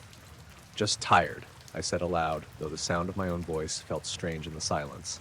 I pulled off at the next rest stop, a little dirt pull-off with a faded sign that said Lakeview Rest Area, and killed the engine. The radio had gone completely dead, not even static this time. I leaned back, trying to process what I'd just heard and seen. That's when I noticed the smell. Not gasoline, not dust, not the usual night air. It was faint, like ozone, metallic and sharp. I got out of the car, walking around to see if anything nearby could be causing it. The grass was still and black under the headlights. No cars, no buildings, no signs of human presence. The smell lingered, and it made my skin prickle. I went back inside, closing the door, trying to shake the feeling. My eyes kept flicking to the tree line at the far end of the rest area, where the shadows pooled like ink. Something didn't feel right, like the world had paused in that moment. I kept hearing it, just faintly. The same 5-note sequence, almost under my breath, like it was coming from everywhere and nowhere at once. I started driving again, taking it slow. My headlights cut through the black, the wind off the plains now carrying that same faint metallic tang. Then I noticed the other lights, tiny, distant, scattered across the horizon, moving against the usual patterns. Not airplanes, not satellites. They shifted smoothly, almost deliberately, like they were pacing me. My heart rate picked up. I told myself to calm down. I was rational. It had to be something explainable. Electronics interference, maybe a prank, fatigue making my mind misread the shadows, but the notes had been real. I had heard them clearly. I sped up slightly, following the highway's faint glow. The lights in the distance kept pace, moving parallel with me, hovering, weaving slowly. I tried to signal, turning my high beams on and off. Nothing. No reaction. Just the faint, distant shimmer. Then, the weirdest thing happened. My digital clock blinked, 3:33 a.m., all 4 digits. I've had digital clocks glitch before, but this one wasn't on battery backup. It had been completely off the whole trip, running on the car's power. And the radio, it started again. Not the 5 ascending notes, but a low, humming tone, steady, almost like breathing. It was quiet at first, then louder, filling the cabin in a way that pressed against my chest. I pulled over to the shoulder, breathing hard. I reached for the radio, turning the dial, killing the ignition. The humming stopped instantly. Silence. The night returned. Only the wind and the smell of ozone lingered. I sat there for a while, trying to process it. The lights were gone, the pulsing sky had returned to normal, the field along the roadside just ordinary scrub and weeds. My hands were still shaking. I checked my phone. No signal. No reception for miles. I finally started driving again, slower this time. I tried to make sense of what had happened. The notes, the lights, the humming. I passed the same stretch of road I'd traveled an hour before, and that strange metallic smell returned for a moment, just enough to make me glance at the horizon. But again, nothing. By the time I reached my turnoff for home, everything had returned to normal. My radio worked. The night air smelled ordinary. The stars weren't pulsing anymore. I told myself it was over. I parked in my driveway, lights on, doors locked. My wife was asleep, the kids quiet, everything normal. The next morning I checked the car, everything fine. The radio was working, my phone charged normally. I even drove the same route later in daylight. No lights, no notes, no strange smells.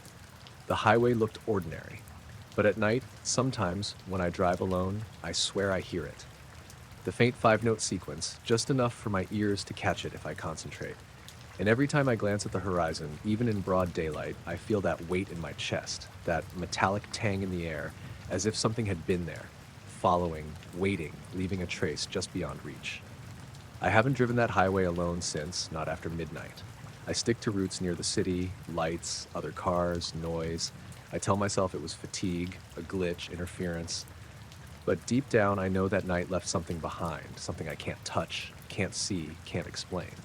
And I don't think it's gone.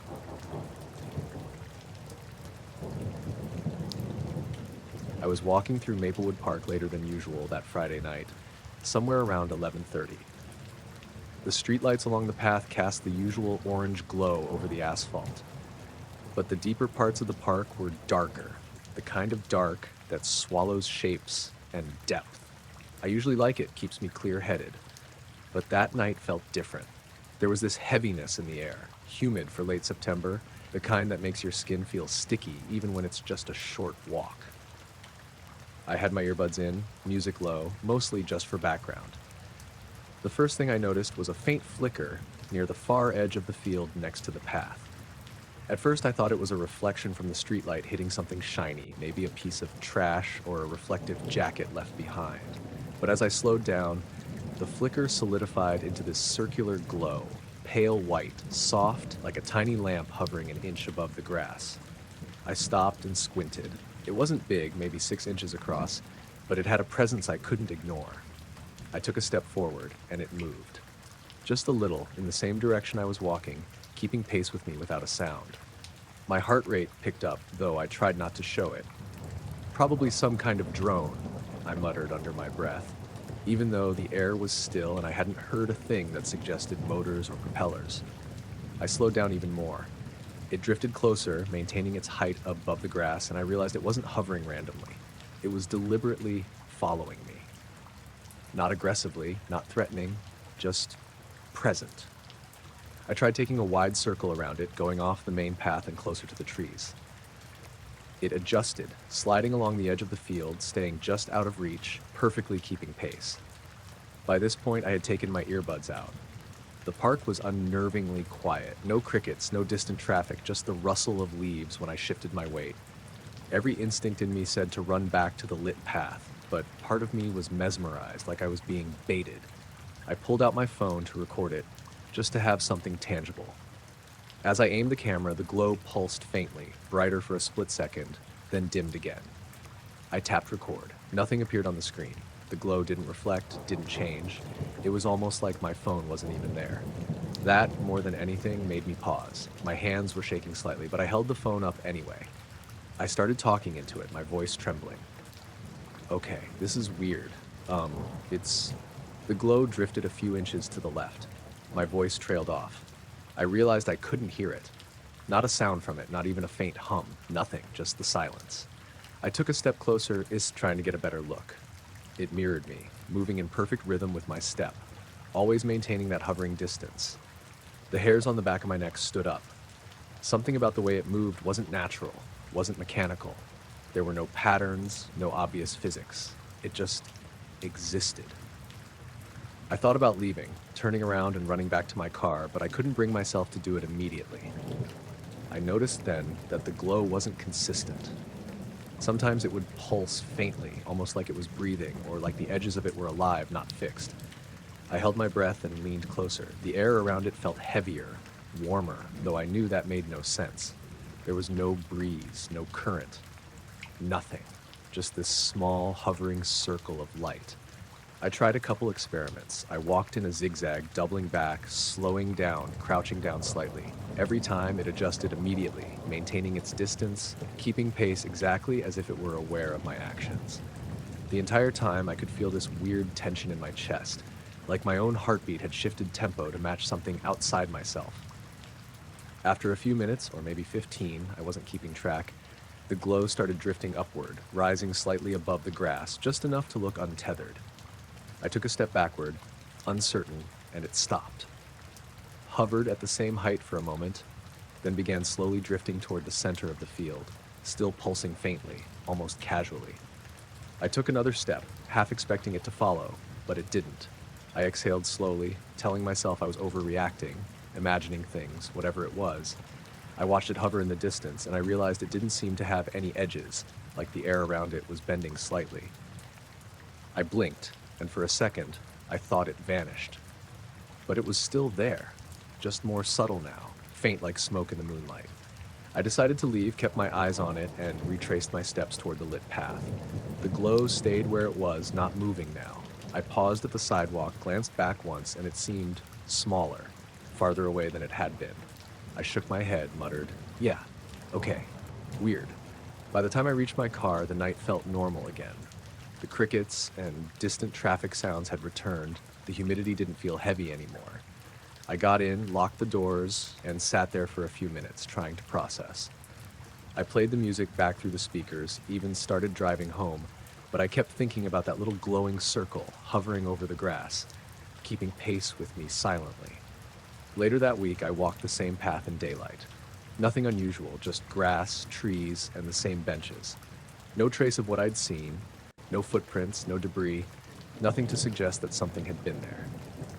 I tried recording again, just to see if it would appear, but the phone worked fine, the grass was empty, everything normal. I told a friend about it later, someone skeptical. He said it was probably a drone or a reflection, maybe a trick of my tired eyes in low light. Maybe. But I keep thinking about the way it adjusted exactly with me, and the subtle pulse like it was aware of my presence. I don't go walking through Maplewood at night anymore. Not because I'm scared in the usual sense, but because I know something watched me that night. And I don't think it needed me to see it or to understand it. It was just there, waiting, patient, exactly where it wanted to be. And I wasn't entirely sure what it was. Even now, weeks later, when I drive past that field at dusk, I catch myself staring at the grass, expecting that faint glow to flicker. It hasn't, but sometimes I feel it in the corner of my vision, just enough to make me question what I thought I knew about that park, or about the quiet, empty nights that don't behave the way they should. I woke up to a faint vibration running through the mattress, the kind that makes your teeth feel a little loose before your brain really registers it. At first, I thought it was the neighbors again, their old HVC rattling or the fridge kicking on downstairs, but it kept going.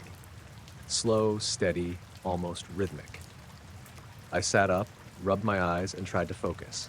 The clock read 2:17 a.m., the red numbers washing over the dim bedroom in the same boring glow I'd been half asleep with. I was alone. My roommate had been visiting his family this week, and the street outside was usually quiet at this hour. Still, that vibration felt wrong.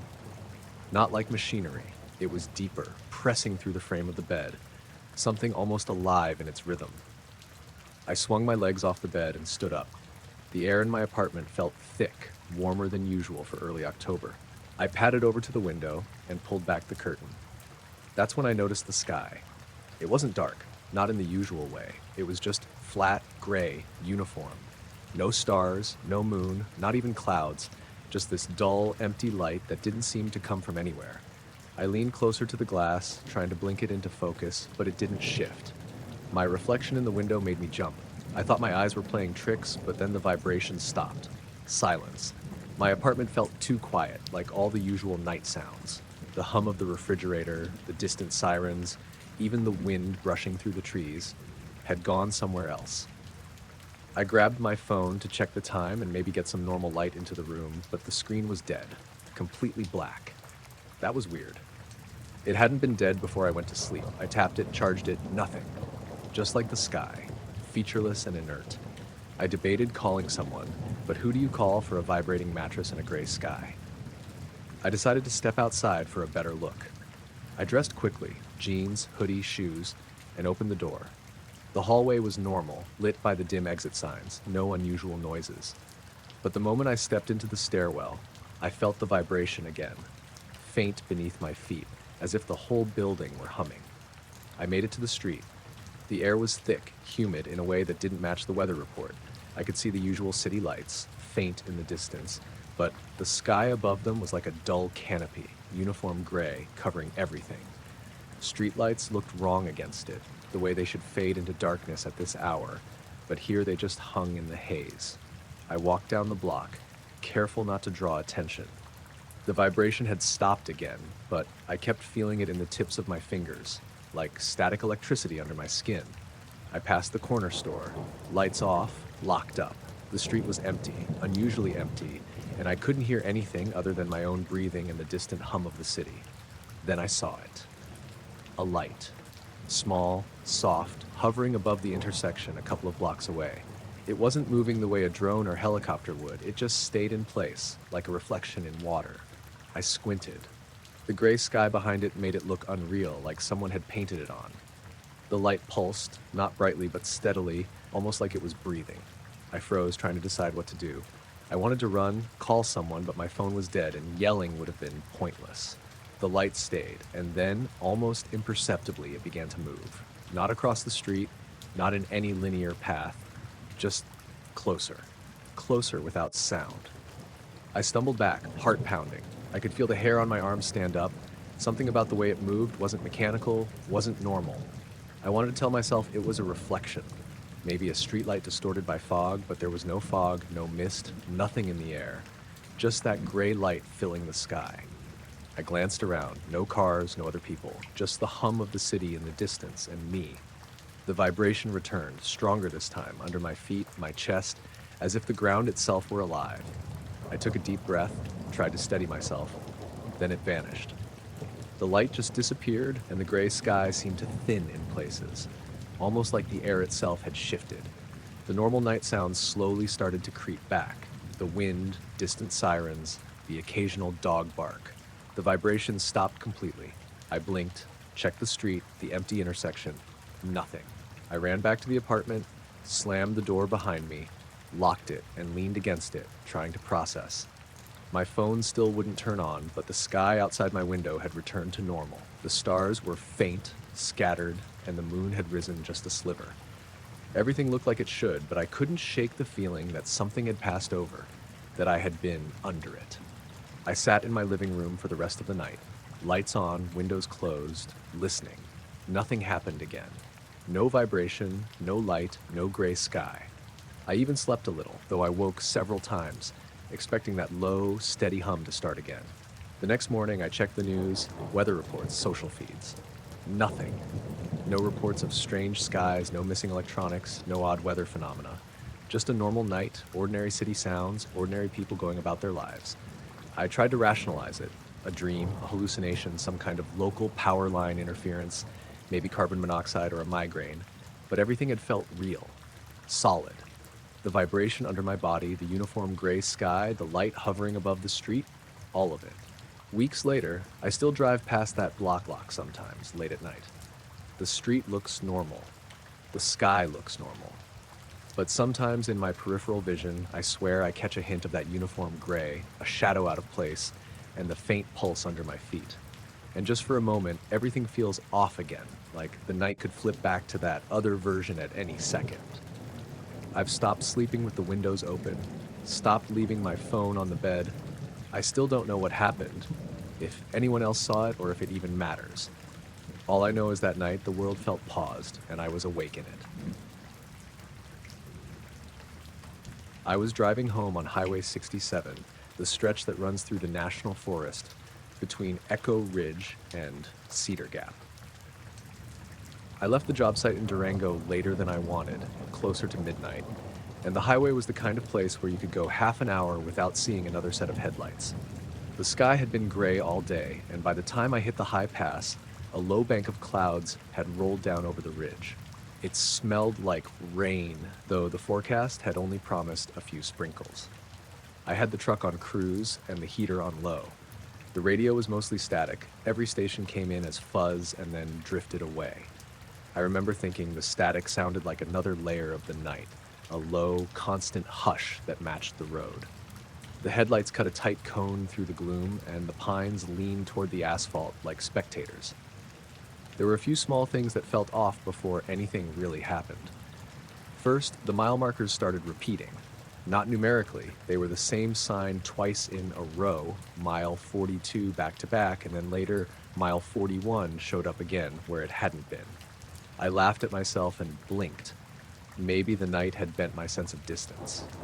Then my phone buzzed in the cup holder, and when I glanced down the screen said, "No service." That wasn't unusual up there. But right after that, the battery icon flickered from half to empty, and then settled back again. Little hiccups. Nothing you write home about. The road narrowed into a two-lane and the trees closed in. The cloud bank hung low, like someone had pulled a blanket down over the world. I passed the place where the road curves and overlooks the canyon. Usually you can see the faint glow of the river far below, but that night something else shone in the dark. At first I thought it was a reflective deer tag or a hunter's lantern, something small and close to the ground. I eased off the gas and killed the cruise. As I rounded the curve, my headlights caught it. A metallic shape hovering a little above the highway, maybe 12-15 feet up, dead center of the lane. It wasn't bright the way a spotlight is. It reflected the light back in a way that made it look almost silver blue, like polished metal under a cloudy sky. It didn't spin or make any obvious movement. It just stayed there, perfectly still, suspended over the painted line. My first sensible thought was construction. Some kind of sign or equipment I didn't notice. But the highway was empty of orange cones. There were no workers, no pickup trucks, no blinking hazard lights. The shape had no legs or mounts as far as I could see from the driver's seat. When I hit the brakes, the truck slid a little on the wet road and fog rose from the asphalt like breath. My heart picked up and the radio cut out completely, gone to silence. The only sound was the wipers tapping and the faint hiss of tires. I got out and stood in the rain-scented air, the truck idling behind me. Up close, the shape didn't look man-made in any conventional sense. It had smooth surfaces and subtle facets that caught the headlight beam, but there were no rivets or seams. It was maybe the size of a small car, and the surface looked like brushed aluminum. My breath fogged in front of me. There was a smell I couldn't place, faint and metallic like a camera flash or an electrical arc.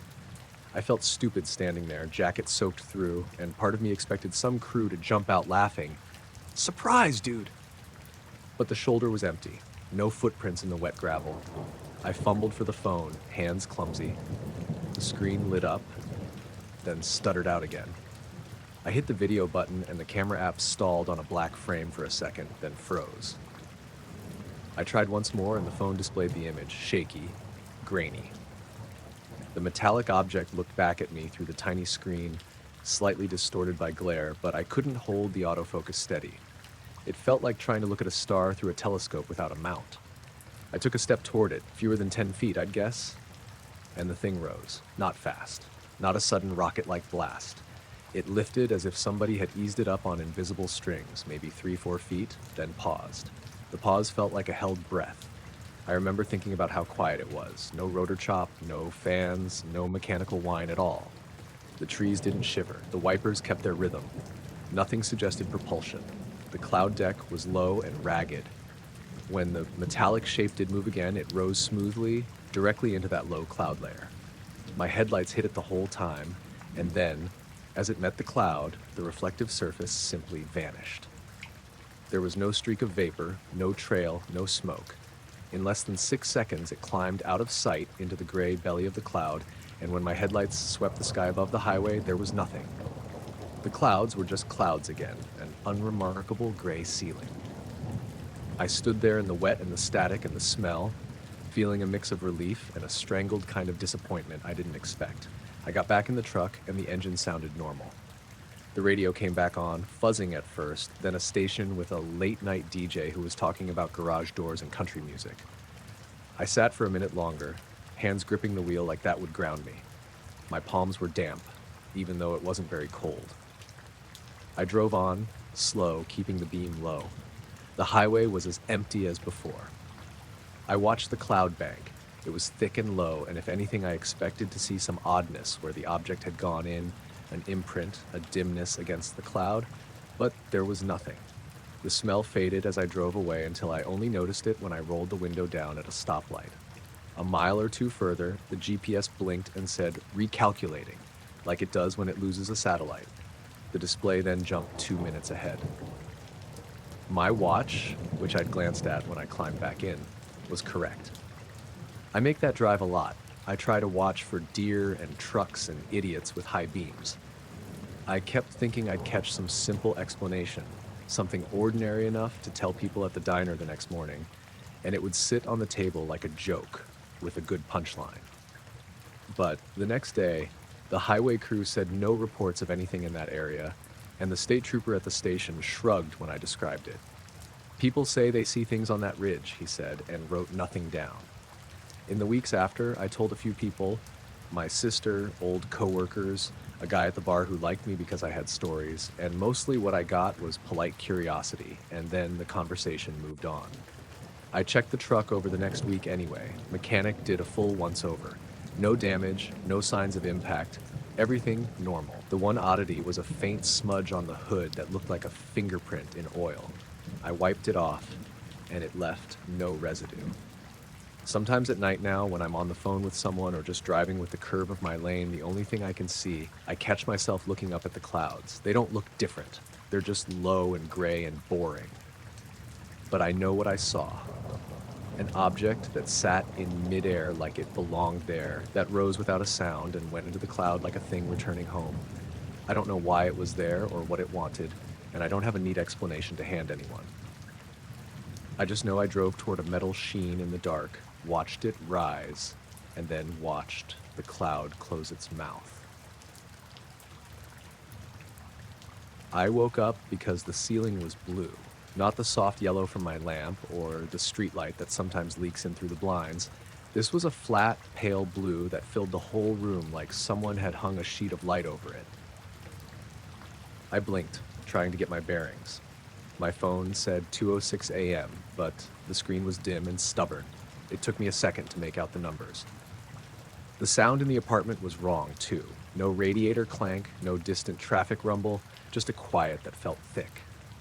I lay there for a beat, half convinced I was still dreaming.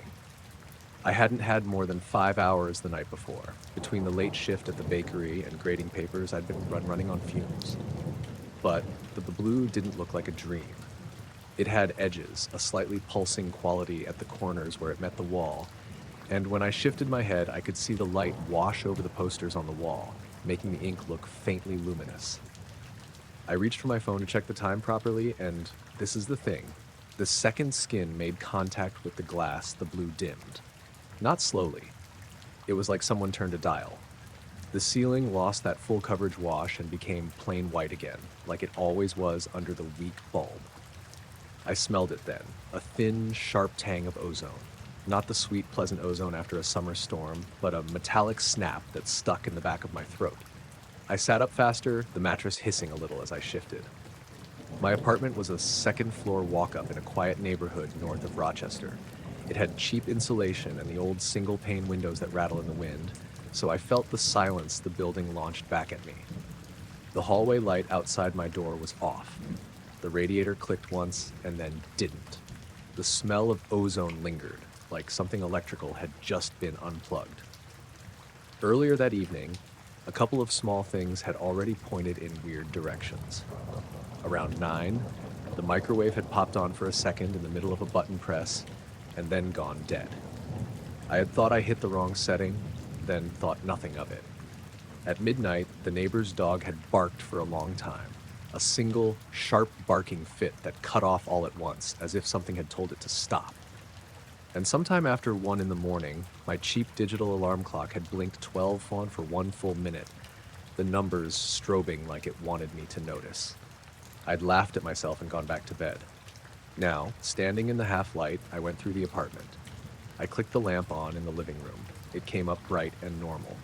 The kitchen light was fine. The coffee pot on the counter was off. Even the old VCR, yes, I own a VCR, don't judge, sat on the shelf like a lump of plastic, dead. The only thing I noticed was the leftover ozone smell, strongest in the bedroom and along the windowsill. I rubbed at my wrist like I could wipe it away. I turned the phone on, hard pressed to the home button. It came awake, battery a hair above half like it always had been, but the camera app refused to open. I tapped it until my fingers went numb. The screen blinked and closed itself. I tried recording a voice memo instead. The microphone lit up, recorded my breath for 3 seconds, then saved as a file that played back like a scratched record. The sound stretched, a slow, underwater echo of my voice. I deleted it with shaking thumbs. I went to the window and pulled the blind aside. The street below was empty, the sodium lamps throwing those familiar yellow puddles. Up above, the sky was slate black, the usual field of stars gone. It wasn't cloudy. The low fog I sometimes woke to in winter would have diffused light from the street into something softer. This was a consistent gray-blue that seemed to sit over the whole block, the kind of color you get when you stand under an airport runway light. For a second, I thought there must be a construction crane or a police helicopter circling, but there was no sound. The air outside was still. I texted Joe, my friend from the shift who rode home with me a few nights a week, just to see if he was awake. No reply. I tried the building next door. The guy who fixes the pipes answered like nothing was wrong and asked if I needed anything. He sounded half asleep and didn't mention light or smell. The radio in my car, in the parking lot, should have picked up something from the local hospital or the highway transmissions. But when I went downstairs to check the dash, it was dead. The clock on the panel was dark. The car door opened with the same sticky sound in the cold. It was small, stupid things piling up into a pattern. The microwave, the dog, the clock, the dead car radio, and the door next to mine, apartment 2B, that I'd always left slightly ajar because Mrs. Krieger forgot her keys once. It was shut tight. I went back upstairs and sat on the edge of the bed with my feet flat on the floor. The ozone smell had faded to a ghost, but it would not quite leave. On the bathroom counter, the little travel toothbrush cup hummed faintly, if I laid my ear to it, like a radiator trying to remember its rhythm. I thought about calling the police or someone and decided against it. For one, who do you call for there was an odd blue light and a smell? For two, I didn't want someone thinking I was a weirdo. So I boiled this down to a small emergency plan. Get my keys, go to the car, drive to the all-night diner. Bright lights, people, coffee. Distance would feel normal. I slid on sneakers, palmed my keys, and opened the door. The hallway smelled of bleach and the building's usual dust. The blue was back then, but softer, a pale halo over the stairwell ceiling. It didn't come from any bulb or fixture. I told myself it was a reflection off a car or a neighbor's light. The rational part of my brain clicked through options like a checklist, power grid glitch, transformer, prank. None of them fit the total stillness of the air. Halfway down the stairs, the vibration started again, faint as a purr under my soles. Not the whole building this time, but a little thrum that reached up through the concrete and made the hair on the back of my neck lift. The bulb over the landing hummed a beat behind it and then steadied. I stood very still for a moment and counted my breaths. 1, 2. The thrum stopped. It was like the building holding its breath. Outside, the street looked normal, if a little dreamlike beneath that gray light. The diner was 3 blocks away. I walked fast. The night air smelled faintly like ozone and something else. Cut grass, I thought, though there was no grass in October. My phone buzzed finally, a text from Joe. He'd been asleep with his phone on Do Not Disturb and said to come over tomorrow. He asked if everything was okay. I typed back an honest but brief, "I think so," which felt cowardly and absurd. The diner was empty when I pushed through the door. The neon sign hummed, coffee burbled, and a couple of men watched a late game with the sound low. I sat at the counter, ordered black coffee, and watched the room hold together under ordinary light. It felt like a spell had been snapped. On the walk back, the blue was gone. The sky had its normal depth and the stars winked where they should. At my building, the landing light was just that, a landing light. And in my apartment, my phone resumed normal behavior. The camera opened without complaint. The voice memo recorded my voice crisp and whole. The ozone smell was gone, except when I pressed my palm to the windowsill and smelled a faint something like static. I didn't sleep well the rest of the night. Every creak made me sit straight up, every distant car a promise. When morning came, everything looked ordinary in the way morning has of rearranging puzzles so that you assume you were never looking at something odd in the first place. The clock on the microwave was correct. Mrs. Krieger knocked and said good morning and left with a bag of muffins. The dog across the street barked twice at the mail carrier. I told a few people about it in the days afterward. My sister laughed. and said I had a dramatic way of describing a blown transformer. My boss suggested stress.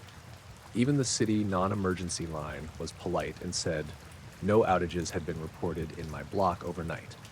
But I kept checking my phone logs and the apartment's little motion sensor camera I'd installed in the hall after some packages went missing. The camera had a 3-minute gap in its overnight recording. Nothing, just black frames from 2:04 to 2:07 a.m. The log showed the file created and then corrupted, nothing more. The phone log showed a dropped attempt to launch the camera app at 2:06 that had vanished from the history. A week later, the weather turned. Snow came in hard and steady, and the neighborhood looked soft and knowable again. When I went out to shovel the walk, the air tasted clean and sharp, no faint ozone. When the dogs screamed at apparently nothing in the late afternoon, we all laughed it off like neighbors do. Still, I kept a little cardboard box on the top shelf of my closet where I put my phone when I went to bed. It was absurd, and it made me feel like I was doing something. Every so often now, months later, I wake in the small hours and look at the ceiling just to make sure it isn't blue. Sometimes the room is an ordinary black, the way it's supposed to be. Sometimes I smell a trace of that metallic tang if I turn my head quickly enough after opening a window. And sometimes, on nights when the neighborhood is very quiet and my apartment seems too small to hold itself, I will press my thumb to the glass of the phone and watch the home screen glow. I keep thinking of that tiny pause, how the light dimmed the exact second my phone touched the screen. Whatever that night was, it left something small and precise in its wake. A gap in recording, a faint smell that lingers, and the memory of an ordinary ceiling made unusual.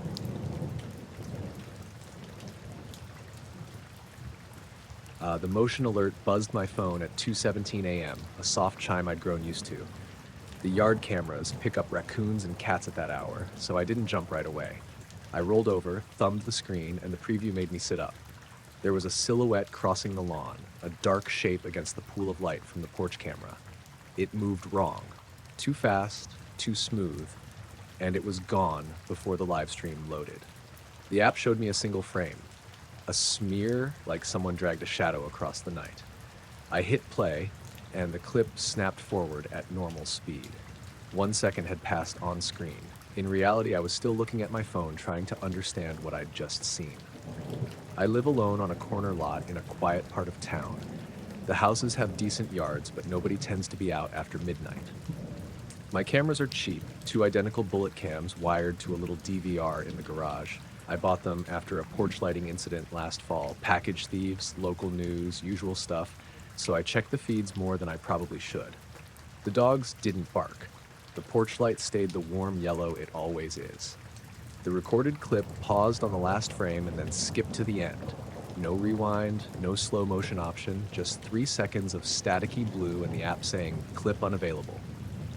I tapped the notification again and again, like maybe the file would decide to reveal itself if I showed enough interest. I pulled on jeans and a hoodie and went out barefoot, phone in hand. The night air was humid and close. Summer's leftover heat sat on everything. The grass looked fine under the porch light. Even, dark, no stomp marks, no tracks. I walked the line where the silhouette had crossed, palm down on the lawn, feeling for anything off. The blades brushed my skin the same as always. Fresh dew, a beetle, a small mole run maybe, but nothing that said something had moved there in a rush. At 2:20, I tripped the other camera, the one aimed along the side of the house toward the alley, and it recorded a few seconds of nothing but the fence line and an empty trash can. A neighbor's sedan idled at the curb across the street. Someone in it was smoking. I waved. He raised a hand and then drove off. No lights on the street flicked weird. No police cars. I went back inside with that dry, small hollowness you get after the rush of finding nothing. Back at the DVR in the garage, I rewound the feed and watched the front cam frame by frame. When the motion alert triggered, the timestamp on the playback read 02:16:47. The file had 4 frames for that second. In frame 1, there was nothing. Frame 2 showed a dark blur over the path. Frame 3, blank digital noise. Frame 4, nothing. The clip that should have caught the motion was missing a middle, like someone had snipped out the core of it. The DVR log recorded motion event and a checksum error. I sat on the workbench under the garage bulb and tapped that error like it might talk. I thought of a deer. I thought of a person sprinting with a blanket.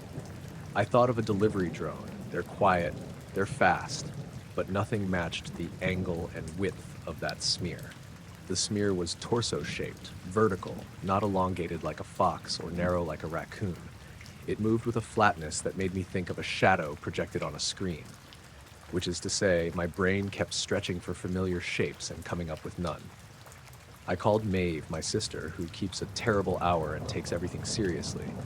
She answered on the second ring. I didn't tell her right away. I explained first that I had had an alert and that the feed flicked out. She listened and then said, "Rewatch it, frame by frame. Save what you can." Practical. Nice to have someone who says the obvious. I pulled the file and exported it to a thumb drive while she was on the line. The export process stalled at the same place the clip had, right at the motion event. Transfer failed. The file size froze for a second like a clock stuttering and then showed the rest of the file as normal. I went back outside to walk the perimeter with a flashlight. The beam skittered across the yard and the side bed, lit the oak trunks, and then snagged on the little ornamental stones near the back gate. For a second, the grass behind the stones seemed to gleam a different color, like oil on water. I crouched. The soil was dry, no crushed pieces, no embedded fur, no drag marks. My boots sank past where I'd walked an hour earlier and the impressions matched, my prints, my line, untouched. The house smelled faintly of something metallic inside when I went back in, like when someone burns a toaster briefly. I turned the oven light on for a moment because the smell was small and curious and then gone. The dog, I fostered a mutt named Gus, who's mostly asleep at this hour, was on the couch, snoring. He didn't twitch. The security system panel said all sensors normal, no door open. I replayed the clip with the volume up, headphones on. The feed gave me the hush of neighborhood night. Air conditioners cycling, a far dog, a car door. The motion event, the 3 frames in the middle, had this thin, high-frequency hiss across them, barely audible until I isolated it. When I amplified it, the hiss resolved into a rhythm, an almost Morse of sorts, a stuttered tapping at an irregular but repeating rate. It wasn't an animal's breathing, not footsteps. It felt manufactured, like circuitry trying to talk through noise. I sent a copy of the file to Maeve. She said it sounded like radio interference. I wanted to show her the lawn. I set the ground light to record continuous tonight, upped the sensitivity on the motion sensor a notch.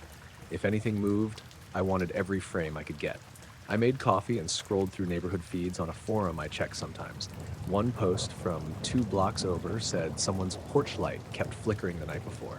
Another person had a picture of the sky with a band of weird haze. Coincidence, maybe. People notice the smallest things and tie them together into patterns because patterns comfort us. At 3:07 a.m., the phone buzzed again. Motion alert.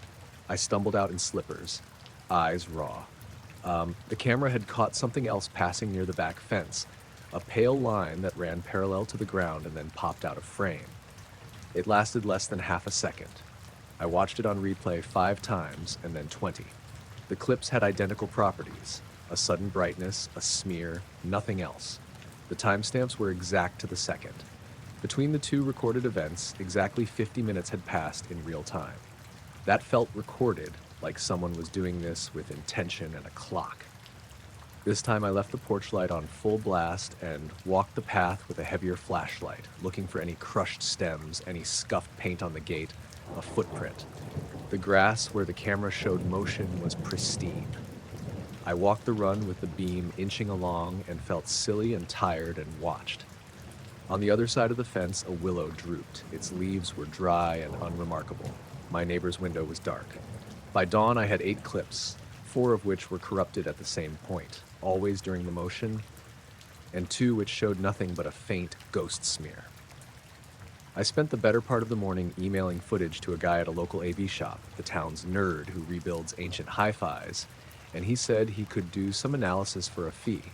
He called back at lunch and used words like frame loss and temporal artifact, which meant less to me than I can't explain that one. When Maeve came over in the afternoon, she brought a thermos and a charger and a patient face. We walked the yard again. We reread the DVR log, compared times, checked the camera housings for tampering.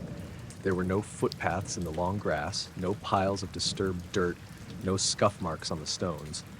I drove my truck's tire around the perimeter just to make a physical map of where people had and hadn't been, and the imprint showed only my own wheels and the neighbors from last week. We dropped flour on the back step as an offbeat test and left it overnight like some backyard ghost hunter's stereotype. In the morning, the flour was undisturbed, perfect smoothness like a mini lawn of powdered snow.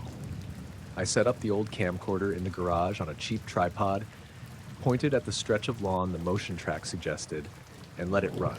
That camera is analog, makes tape, and for reasons I can't fully articulate, I trusted its hulking mechanical certainty more than the networked camera that spat out 3-frame mysteries. The camcorder ate a battery and dutifully recorded until 6 a.m., then croaked and stopped. I ran the tape and watched it back in the sunlight, convinced that witnessing in daylight would squash the after-midnight weirdness. The tape showed sunlight, my neighbor's fence, a squirrel, the play of wind through leaves, no smear, no silhouette, no sign anything had passed. I tried to sleep that night. My bed felt like a stage, and I kept imagining someone darting past the shutters in the middle of the night. Around midnight, Gus woke and paced, low whimper, and then thudded his head down on my knee and slept again. My phone chimed twice more with "motion detected," and I stumbled out each time and saw nothing but the regular nocturnal smallness of the world. Weeks later, the AV guy sent a report. He pulled the corrupted frames into a hex editor, ran the audio through a bank of noise filters, and errored over the same anomalies I'd seen. He wrote that the corrupted segments looked like something: electromagnetic interference, a power sag, some external influence, had overwritten part of the recording buffer exactly at the moment of motion. He said buffer corruption in an impersonal tone, and then, hesitantly, it's as if the event itself interfered. Words are poor tools for feelings where nothing fits. I can say silhouette and show you the stills, and people will make their own sense. Drunk kids, bugs smeared on the lens, a friend up late. But when I stand under that same porch light at night now, the way the brown grass bends to nothing, I feel the weight of not knowing settle down like fog. The cameras keep doing their job. The DVR files build up in folders. Sometimes footage will corrupt in other ordinary ways. I've had a rainstorm do that, and I chalk those up as simple life. I kept the tape from the old camcorder in a box under the stairs, wrapped in a plastic bag that smelled faintly of attic sawdust. I replay it sometimes with the speakers low, just to look at the yard in the same slow frames that I know are real. The smear is gone from the tape. The yard is empty. The grass is untouched. I made a list of sensible things to do: replace the cameras, run conduit that are refastened junction boxes, swap the DVR, buy a new motion sensor. Each item is checked on and then undone, more for the motion of doing something than the hope of an explanation. The house is the same as before. Gus sleeps on the couch.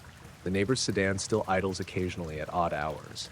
Sometimes the porch light stutters when a delivery truck passes, and once in a while I hear a high, thin sound on the recorder that disappears when I speed it up. Sometimes, very late, when the hum of the refrigerator and the whale song on the old radio are the only things left, I open the DVR and watch that corrupted clip again. Frame 1, night. Frame 2, a dark smear. Frame 3, 3 frames of static. Frame 4, night. The file shows the timestamp, frozen there like a coin in time. I have the exported thumbnails and the hex dump and Maeve's patient questions. I have the lawn, perfect and unread, like a page without a sentence. I have the feeling of being watched that isn't watching at all, which is worse because it doesn't require an audience. I lock the back gate every night now, even though that felt ridiculous at first. I walk the perimeter. I leave the porch light on. The alerts still come sometimes, and I still get up for them. The silhouette never showed up on the old tape. The grass never bears any mark. The house carries on like a small, careful thing. That's where it sits. A handful of corrupted frames, a backyard that reads like a deniable alibi, and me sitting up in the dark, listening for the rustle that never comes. I woke up to a sound I couldn't place, a low, steady hum that went through the tent poles and into my teeth. I thought at first it was the campsite generator from the group at the next loop, but there was no light from their lanterns, nothing moving in the way a generator would show. The hum was patient and even, like someone had tuned a large string and let it vibrate without ever plucking it again. I pushed aside the fly and crawled out into the cold. The valley smelled like damp pine and a little camp smoke from where I'd left the fire dying. It was just past 3 in the morning. The stars were thin behind a wash of high clouds, and between the two peaks to the east, there was a bright white light, completely still, sitting low above the notch like a lighthouse someone had put on the ridge. It was too steady to be a headlamp, too pure to be moon glow. I blinked because my eyes were raw, and because blinking is what you do when you think something has to be wrong with your sight. When my eyes opened, the light was gone. I stood there, hoodie damp from the overnight chill, listening. The hum kept going, somehow louder in the hush. I stepped off the little knoll we'd camped on and into the narrow wash of the trail, boots sinking slightly in wet needles. The silence of the forest that night was weird. Not empty, but full of small, precise sounds. The creek farther down, a twig settling my breath. None of it matched the hum, which felt like it came from the whole world at once. I was alone on this trip. I took a week when the office's forecasting software required less babysitting and drove up from town. The plan was simple: hike, sleep in the tent, fish a couple of streams, read.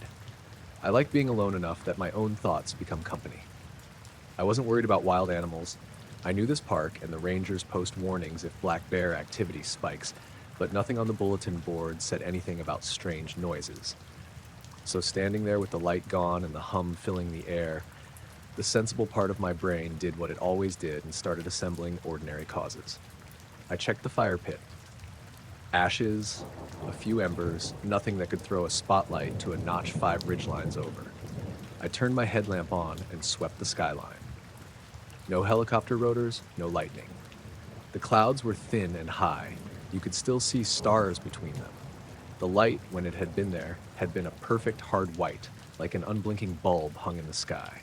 I thought about a reflexive camera flash from a trail hunter or a mirror catch from some overnighter's headlamp. Neither made sense. There was no pattern that suggested movement, no reflective glint on the birch bark below. I went back into the tent to grab my jacket. Halfway in, my cheap GPS watch chimed the hourly beep that warns you of the time. It read 3:06 a.m., and the screen froze for a full 5 seconds before flicking back to normal. The pause felt like an echo of the blinking light. Small, mechanical, oddly timed with the hum.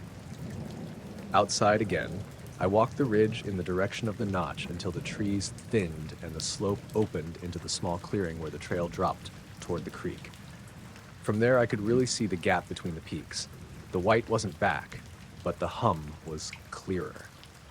It had a tone to it, not musical, not a single pitch, but layered, like someone had rolled several very low notes together. My chest vibrated a little with it when I stood still. When I moved, the prickle went away, which made me wonder if it was reacting to motion. I tried walking fast, and the thrum damped, slow, and it rose. It felt stupid to be thinking of it like a living thing, but that's what it did. It adjusted to me. I took out my phone and, almost as a reflex, opened the camera. The app took a second to wake up. The battery indicator had been 3/4 earlier. Now it was at 40%, and the phone said no signal. Not unusual up there. I tried to take a photo of the skyline just in case the light reappeared. The image came out grainy and flat, all gray and black. There was no flash of bright white, no artifact where the light had been. I recorded a short video of the ridge, and the sound came through on playback as a low mechanical rumble, but quieter than the hum I felt in my bones. The recording's timestamp jumped ahead by 30 seconds right in the middle of it. The video resumed like nothing had happened. I sat down on a fallen log and listened to the woods. The hum wasn't constant in the way of a fan or an engine. It had a pattern I couldn't quite catch. Swell, plateau, small dip, swell again. After a while, I noticed things I hadn't before. The small animals I usually hear chittering and scratching were absent. No squirrels racing across branches. No owls calling. Even the distant sound of a truck on the gravel road miles away seemed muted, as if the world had wrapped some part of itself in cotton. That absence of smaller, usual noises made the hum feel larger. I kept expecting movement in the notch, a flash, a figure, something. Instead, a thin vapor seemed to pass along the ridgeline like breath. Not fog. It was too sudden, too local. The light did not come back, but the trees along the skyline leaned as though responding to a wind that wasn't there. For a second, the trail behind me looked brighter, not from any physical light, but from the way the air changed. I blinked, and again, whatever that was had smoothed out. After a while, I started to walk back to the camp. The hum diminished the farther I moved away from the clearing, which made me more curious than afraid. I wanted to see if the effect was tied to the topography or to me being in the open. By the time I reached the tent, it was quieter but not gone. My sleeping bag felt oddly warm when I slid into it, like residual heat from a stove. I zipped up and lay listening, doing that math people do when they're trying to decide if leaving is a better option. Pack up now and drive out in the dark. Stay and wait for daylight. Another small oddity. The pocket lighter I kept in the vestibule of the tent, a common Bic, battered and stamped with some ski resort logo, had its plastic case slightly warm when I pulled it into my mitts. Nothing dramatic, but on a cool mountain night it was noticeable. I had the lighter in my hand when the hum rose again, this time with a clarity that made me tense. It was a closer, more direct sound, as if something had shifted position from between the peaks to somewhere nearer the valley rim. I unzipped and stuck my head out. The sky there between the peaks held no light, but the hum was a presence now, a low frequency that sat under the normal sound range and made the tent fabric tremble. I watched the trees roll on the ridge as if something heavy were moving above them. Not the kind of sweep a helicopter wakes, more like a slow ripple passing along the line of pines. Then a new sound, a single slender tone threaded through the hum, a high, almost electronic ping that repeated twice. It was so soft I might have imagined it if I hadn't heard it twice. When it came, the hum dropped into the low like a musical piece, making a minor shift. My stomach tightened. I thought about packing everything and heading down the trail in the dark, but something else held me. The tangle of curiosity and disbelief that builds pressure until you feel like a fool for not satisfying it. I crept out again and walked the little bridge over the creek where the water ran white and quick. The reflection on the surface showed the dark trees and the gray wash of clouds. For a moment, long enough to make me stop breathing, there it was. Not the bright white bulb on the ridge, but a thin band of light, vertical and steady, suspended above the tree line between the peaks. It nodded slightly, as if someone had put a lamp on a stand in the notch. I blinked. My first instinct was the reflex one, blink to clear your eyes. When I opened them, the band was gone. The creek gurgled, the clouds drifted. The hum was still there, patient, like a thing with its own timekeeping. I went back to the tent and lay with the sleeping pad under me and the hum in my teeth. I didn't sleep much. I kept waking, aware of the sound like a distant engine idling under a house. When dawn came, it was like the world had never shifted. Sun poured over the peaks, the notch was a notch, and the sky was a proper blue. Birds chased each other from pine to pine, the way they always do. The tent smelled of last night's coffee and the usual damp cotton, nothing to suggest anything other than a night poorly slept. I packed my gear slower than usual, watching the ridge as if the light might simply reappear in plain daylight. When I passed the clearing, there were no tracks other than my own from walking the night before. No scorch marks, no crushed brush. Even the lighter that had felt warm now sat cold in my pocket. Back at the trailhead, the ranger who signed my permit asked if I'd seen any elk over the ridge. I told him no, and he nodded, folding the clipboard like he did for a million campers, not looking worried. He made a joke about weather making city people nervous and pointed the way to the road. On the drive home, I kept checking the rearview mirror for the hum's equivalent. A glow, some sign, nothing. My phone caught signal an hour out of the park, and texts came pouring in like I'd never been gone. When I told my brother about it later that day, he said, maybe the sky was doing that night thing people talk about. You know, lenses, atmospherics. He was a practical guy who liked measurable answers. Mine, by then, felt like a small private thing. A night that rearranged the usual facts temporarily and then set them all back in place. I thought about that hum over the next few weeks. about the way the world had quieted and the way the light had sat in the notch like something waiting to be noticed. Sometimes I'd be making dinner, and the memory of that steady low sound would fill the room the way a remembered song will sometimes. It didn't terrify me so much as it made places that had always been solid feel slightly uncertain. I started to sleep with the window cracked even in cold weather, as if a constant breeze might keep whatever it was from returning. I never found another explanation for that night. The ranger's log had nothing in it beyond the usual. A bear sighting 3 camps over, a fallen tree on Trail 5. My phone's video file from the night kept the timestamp jump, the tiny blank where the image had paused mid-hum and then resumed, but the pixels didn't hold any evidence of a lamp or a machine. Scientists, my brother suggested later, might have terms for atmospheric lenses or ionization pockets that create localized reflections. The park's public email had no alerts. All I had was the memory of the hum and the light framed between 2 peaks, and the odd way blinking made whatever had been there evaporate. I kept thinking of it like a small pocket in the world where a rule bent and then righted itself the second you acknowledged it. I went back to the park once more during late afternoon with another tent and a thermos of coffee, but the ridge there looked like it always did. Steep, green, indifferent. The notch was empty, just sky where I'd expected the impossible. When I got home and shuffled through my gear, I found the little Bic in my jacket pocket. It was room temperature, ordinary. I watched it roll under the lamp on my kitchen table and felt the memory of the hum at the base of my skull, patient and low, like something that had not been aimed at me, but had noticed me anyway.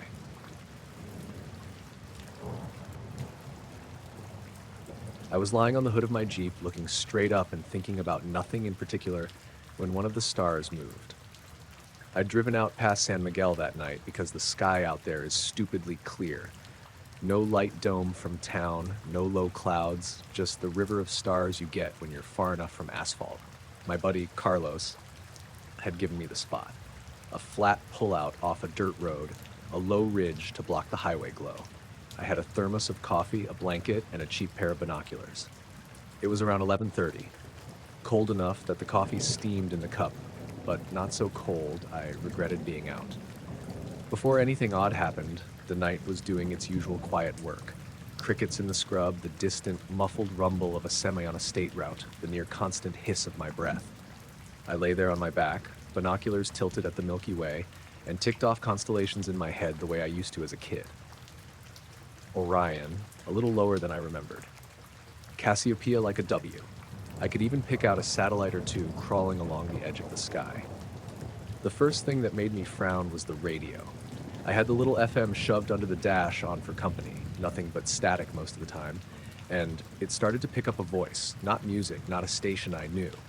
It was faint, a fast jumble of syllables I couldn't make sense of, like someone talking through a mouthful of ice.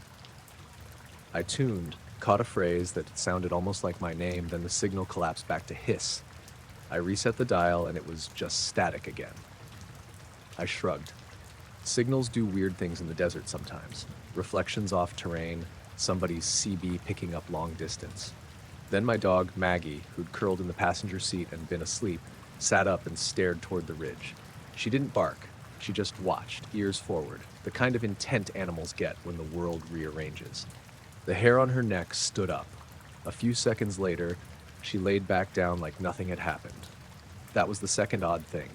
Small and unthreatening, but it made me more aware. You notice things more when you realize you'd missed a beat. A breeze came out of nowhere and dropped as quickly as it arrived, making the leaves on the mesquite whisper, then go still. The temperature dipped a notch that I could feel in my fingertips. Not a big drop, just enough to make me pull the blanket tighter. I checked the screen of my phone. I'd put it on airplane mode to save battery, and since there was no signal anyway, and it registered the time wrong by 30 seconds. Little glitches.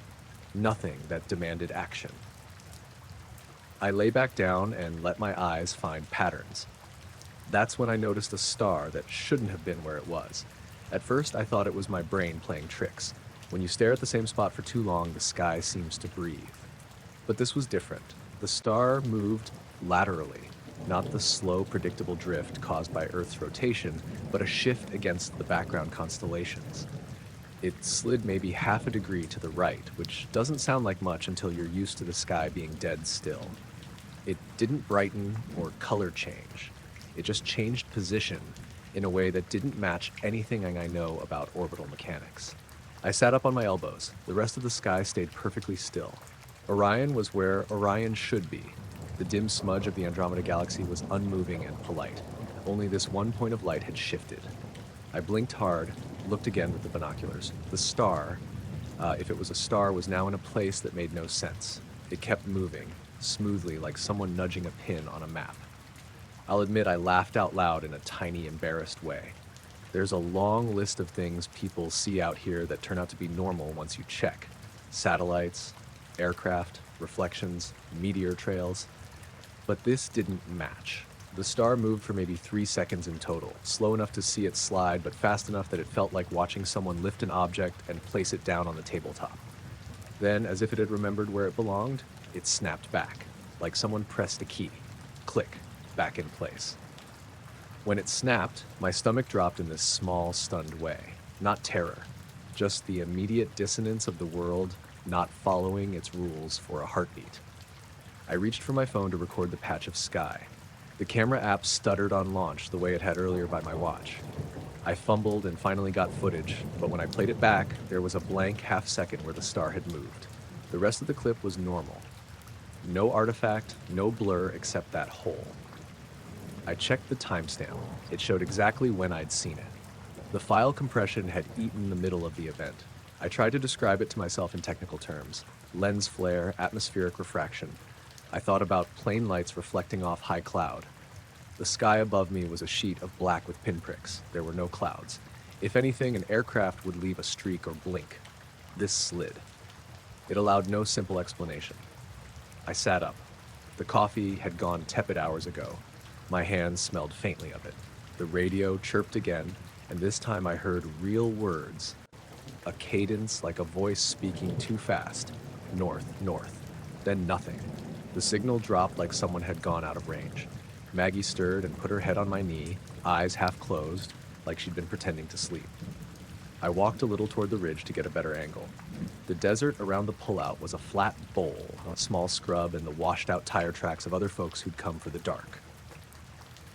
Ahead, the land fell away to a black gorge, where I could hear the faint, pure sound of the river if I concentrated.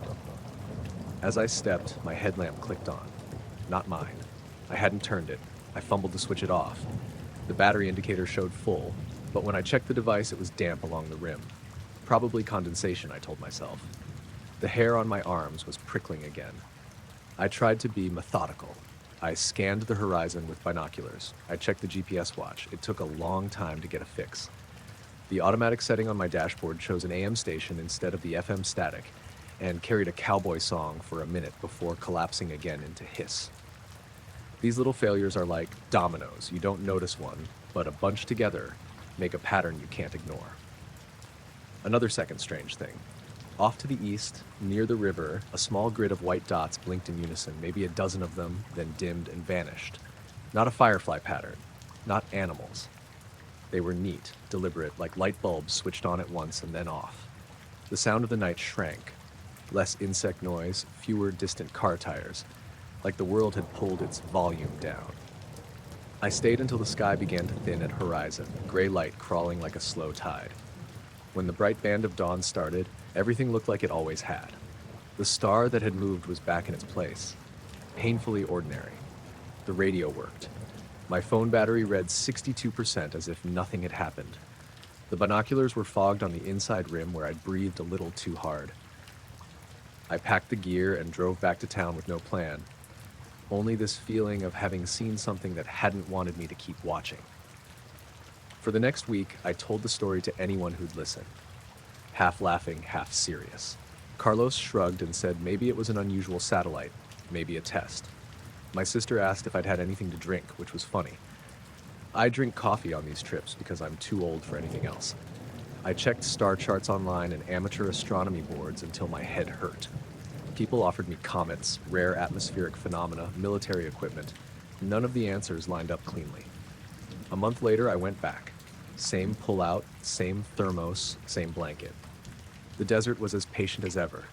I sat under the Milky Way like an old habit and watched, thinking maybe repetition would teach me how it had happened. For a long time, nothing odd happened. The stars moved their usual slow arc. Satellites drew thin lines. An owl called from the wash. I thought the episode had been personal. That was the worst part, being the only witness to something that folded back into normal. Then, maybe near midnight, I noticed a tiny shift in the sky's texture. Nothing like a star moving now, just a subtle shimmer, like heat over asphalt. It lasted a breath and then smoothed out. I felt the prickle of a tension in my skin and realized I still wanted answers, even if the answers were only to know I hadn't gone entirely mad that first night. I packed up and left when the sky went gray. On the dirt road back toward town, the Jeep's headlights picked up the shape of a billboard with a faded ad. The light from it was warm and steady. For a moment, for a stupid heartbeat, I expected it to slide a few inches to the left like that star had. It didn't. I don't have any tidy explanation. I don't know whether some small patch of sky decided to test the rules or whether my mind caught a fluke both physical and unremarkable. What I have is the memory of that one bright pin moving like a thing with intent, the coffee cooling in the thermos, the way time goes back to ordinary, and the strange quiet after it snapped back. I still go out sometimes because the sky is right there, and because if something odd happens again, I want to be paying attention. I was staying at a little roadside place off Route 93 in southern Nevada, just outside of Caliente. It was late March, still cool at night, but warm enough during the day that I'd leave the window cracked open a bit. I'd been there 3 nights already, working on a freelance piece for a small regional paper about rural tourism. Basically a fluff piece about ghost towns and desert hiking trails. The night before everything happened, I saw something strange out in the desert sky. I wasn't even looking for it. I was sitting on one of those plastic chairs outside my room, having a cigarette, just killing time before bed. It was maybe 10:30 p.m. The sky was clear, no wind, just that huge quiet stillness you only get out there. I noticed what I thought was a plane at first. Bright white light, steady, moving slow. But after a few seconds, I realized it wasn't moving like anything I'd seen before. It would stop, hover, then drift side to side. Then it made a perfect right-angle turn, no arc, no curve, just a sharp angle like someone dragging a cursor on a screen. I watched it for maybe a full minute, then it blinked out, not like it faded or flew away, just gone. The next morning, I mentioned it when I was grabbing coffee in the motel lobby. The manager, this older woman named Marcy, laughed and said, "People around here see things all the time." I wasn't trying to make a big deal out of it, I just thought it was weird. But later, when I was writing up notes for my article, I decided to send a short message to the Lincoln County Sentinel, just a local blurb. Strange light observed over Highway 93 Tuesday night. That kind of thing. I sent it around noon. At 3:07 a.m., someone knocked on my door. It wasn't loud, but it was steady. 3 knocks, a pause, then another 3. I remember that because, as I thought, it might have been Marcy checking on something, though that didn't really make sense. I checked the time on my phone, then got up. When I looked through the peephole, 2 men were standing there. Both were wearing black suits, white shirts, black ties. Not tuxedo formal, just very clean, very deliberate. Their clothes looked new. Their shoes too, like straight out of the box. They weren't dusty, which stood out because everything gets dusty there. One was slightly taller, maybe by an inch, but they looked almost identical. Same pale skin, same narrow faces, same dark hair cut too short to tell the style. The taller one smiled when he saw me looking. It wasn't a friendly smile, it looked like someone imitating one. I cracked the door open just a few inches, keeping the chain on. "Mr. Hayes?" the taller one said. His voice was calm but flat, like a customer service rep reading off a script. I told him, "Yeah, that was me. We're sorry to disturb you so early," he said. "We'd like to ask you some brief questions about a sighting you reported." It took me a second to realize what he meant. "You mean the light thing?" "Yes," he said, nodding once. "Please describe again what you observed." I remember thinking it was weird he said observed instead of saw. I started explaining. White light, strange movement, vanished suddenly. They both listened, standing perfectly still. Then the shorter one interrupted me. How long did it look at you? That threw me off. I didn't say it looked at me, I said. He blinked once, slow. You said you were watched. I hadn't said that. I told them no, I just saw a light. They both turned their heads toward each other at exactly the same time, like they were syncing. Then the taller one asked, have you experienced any unusual fatigue since then? I said no, why? He didn't answer. He just smiled again, that same wrong smile. The shorter one asked if I'd taken any photos or video. I said no, I hadn't even thought to. Good, he said.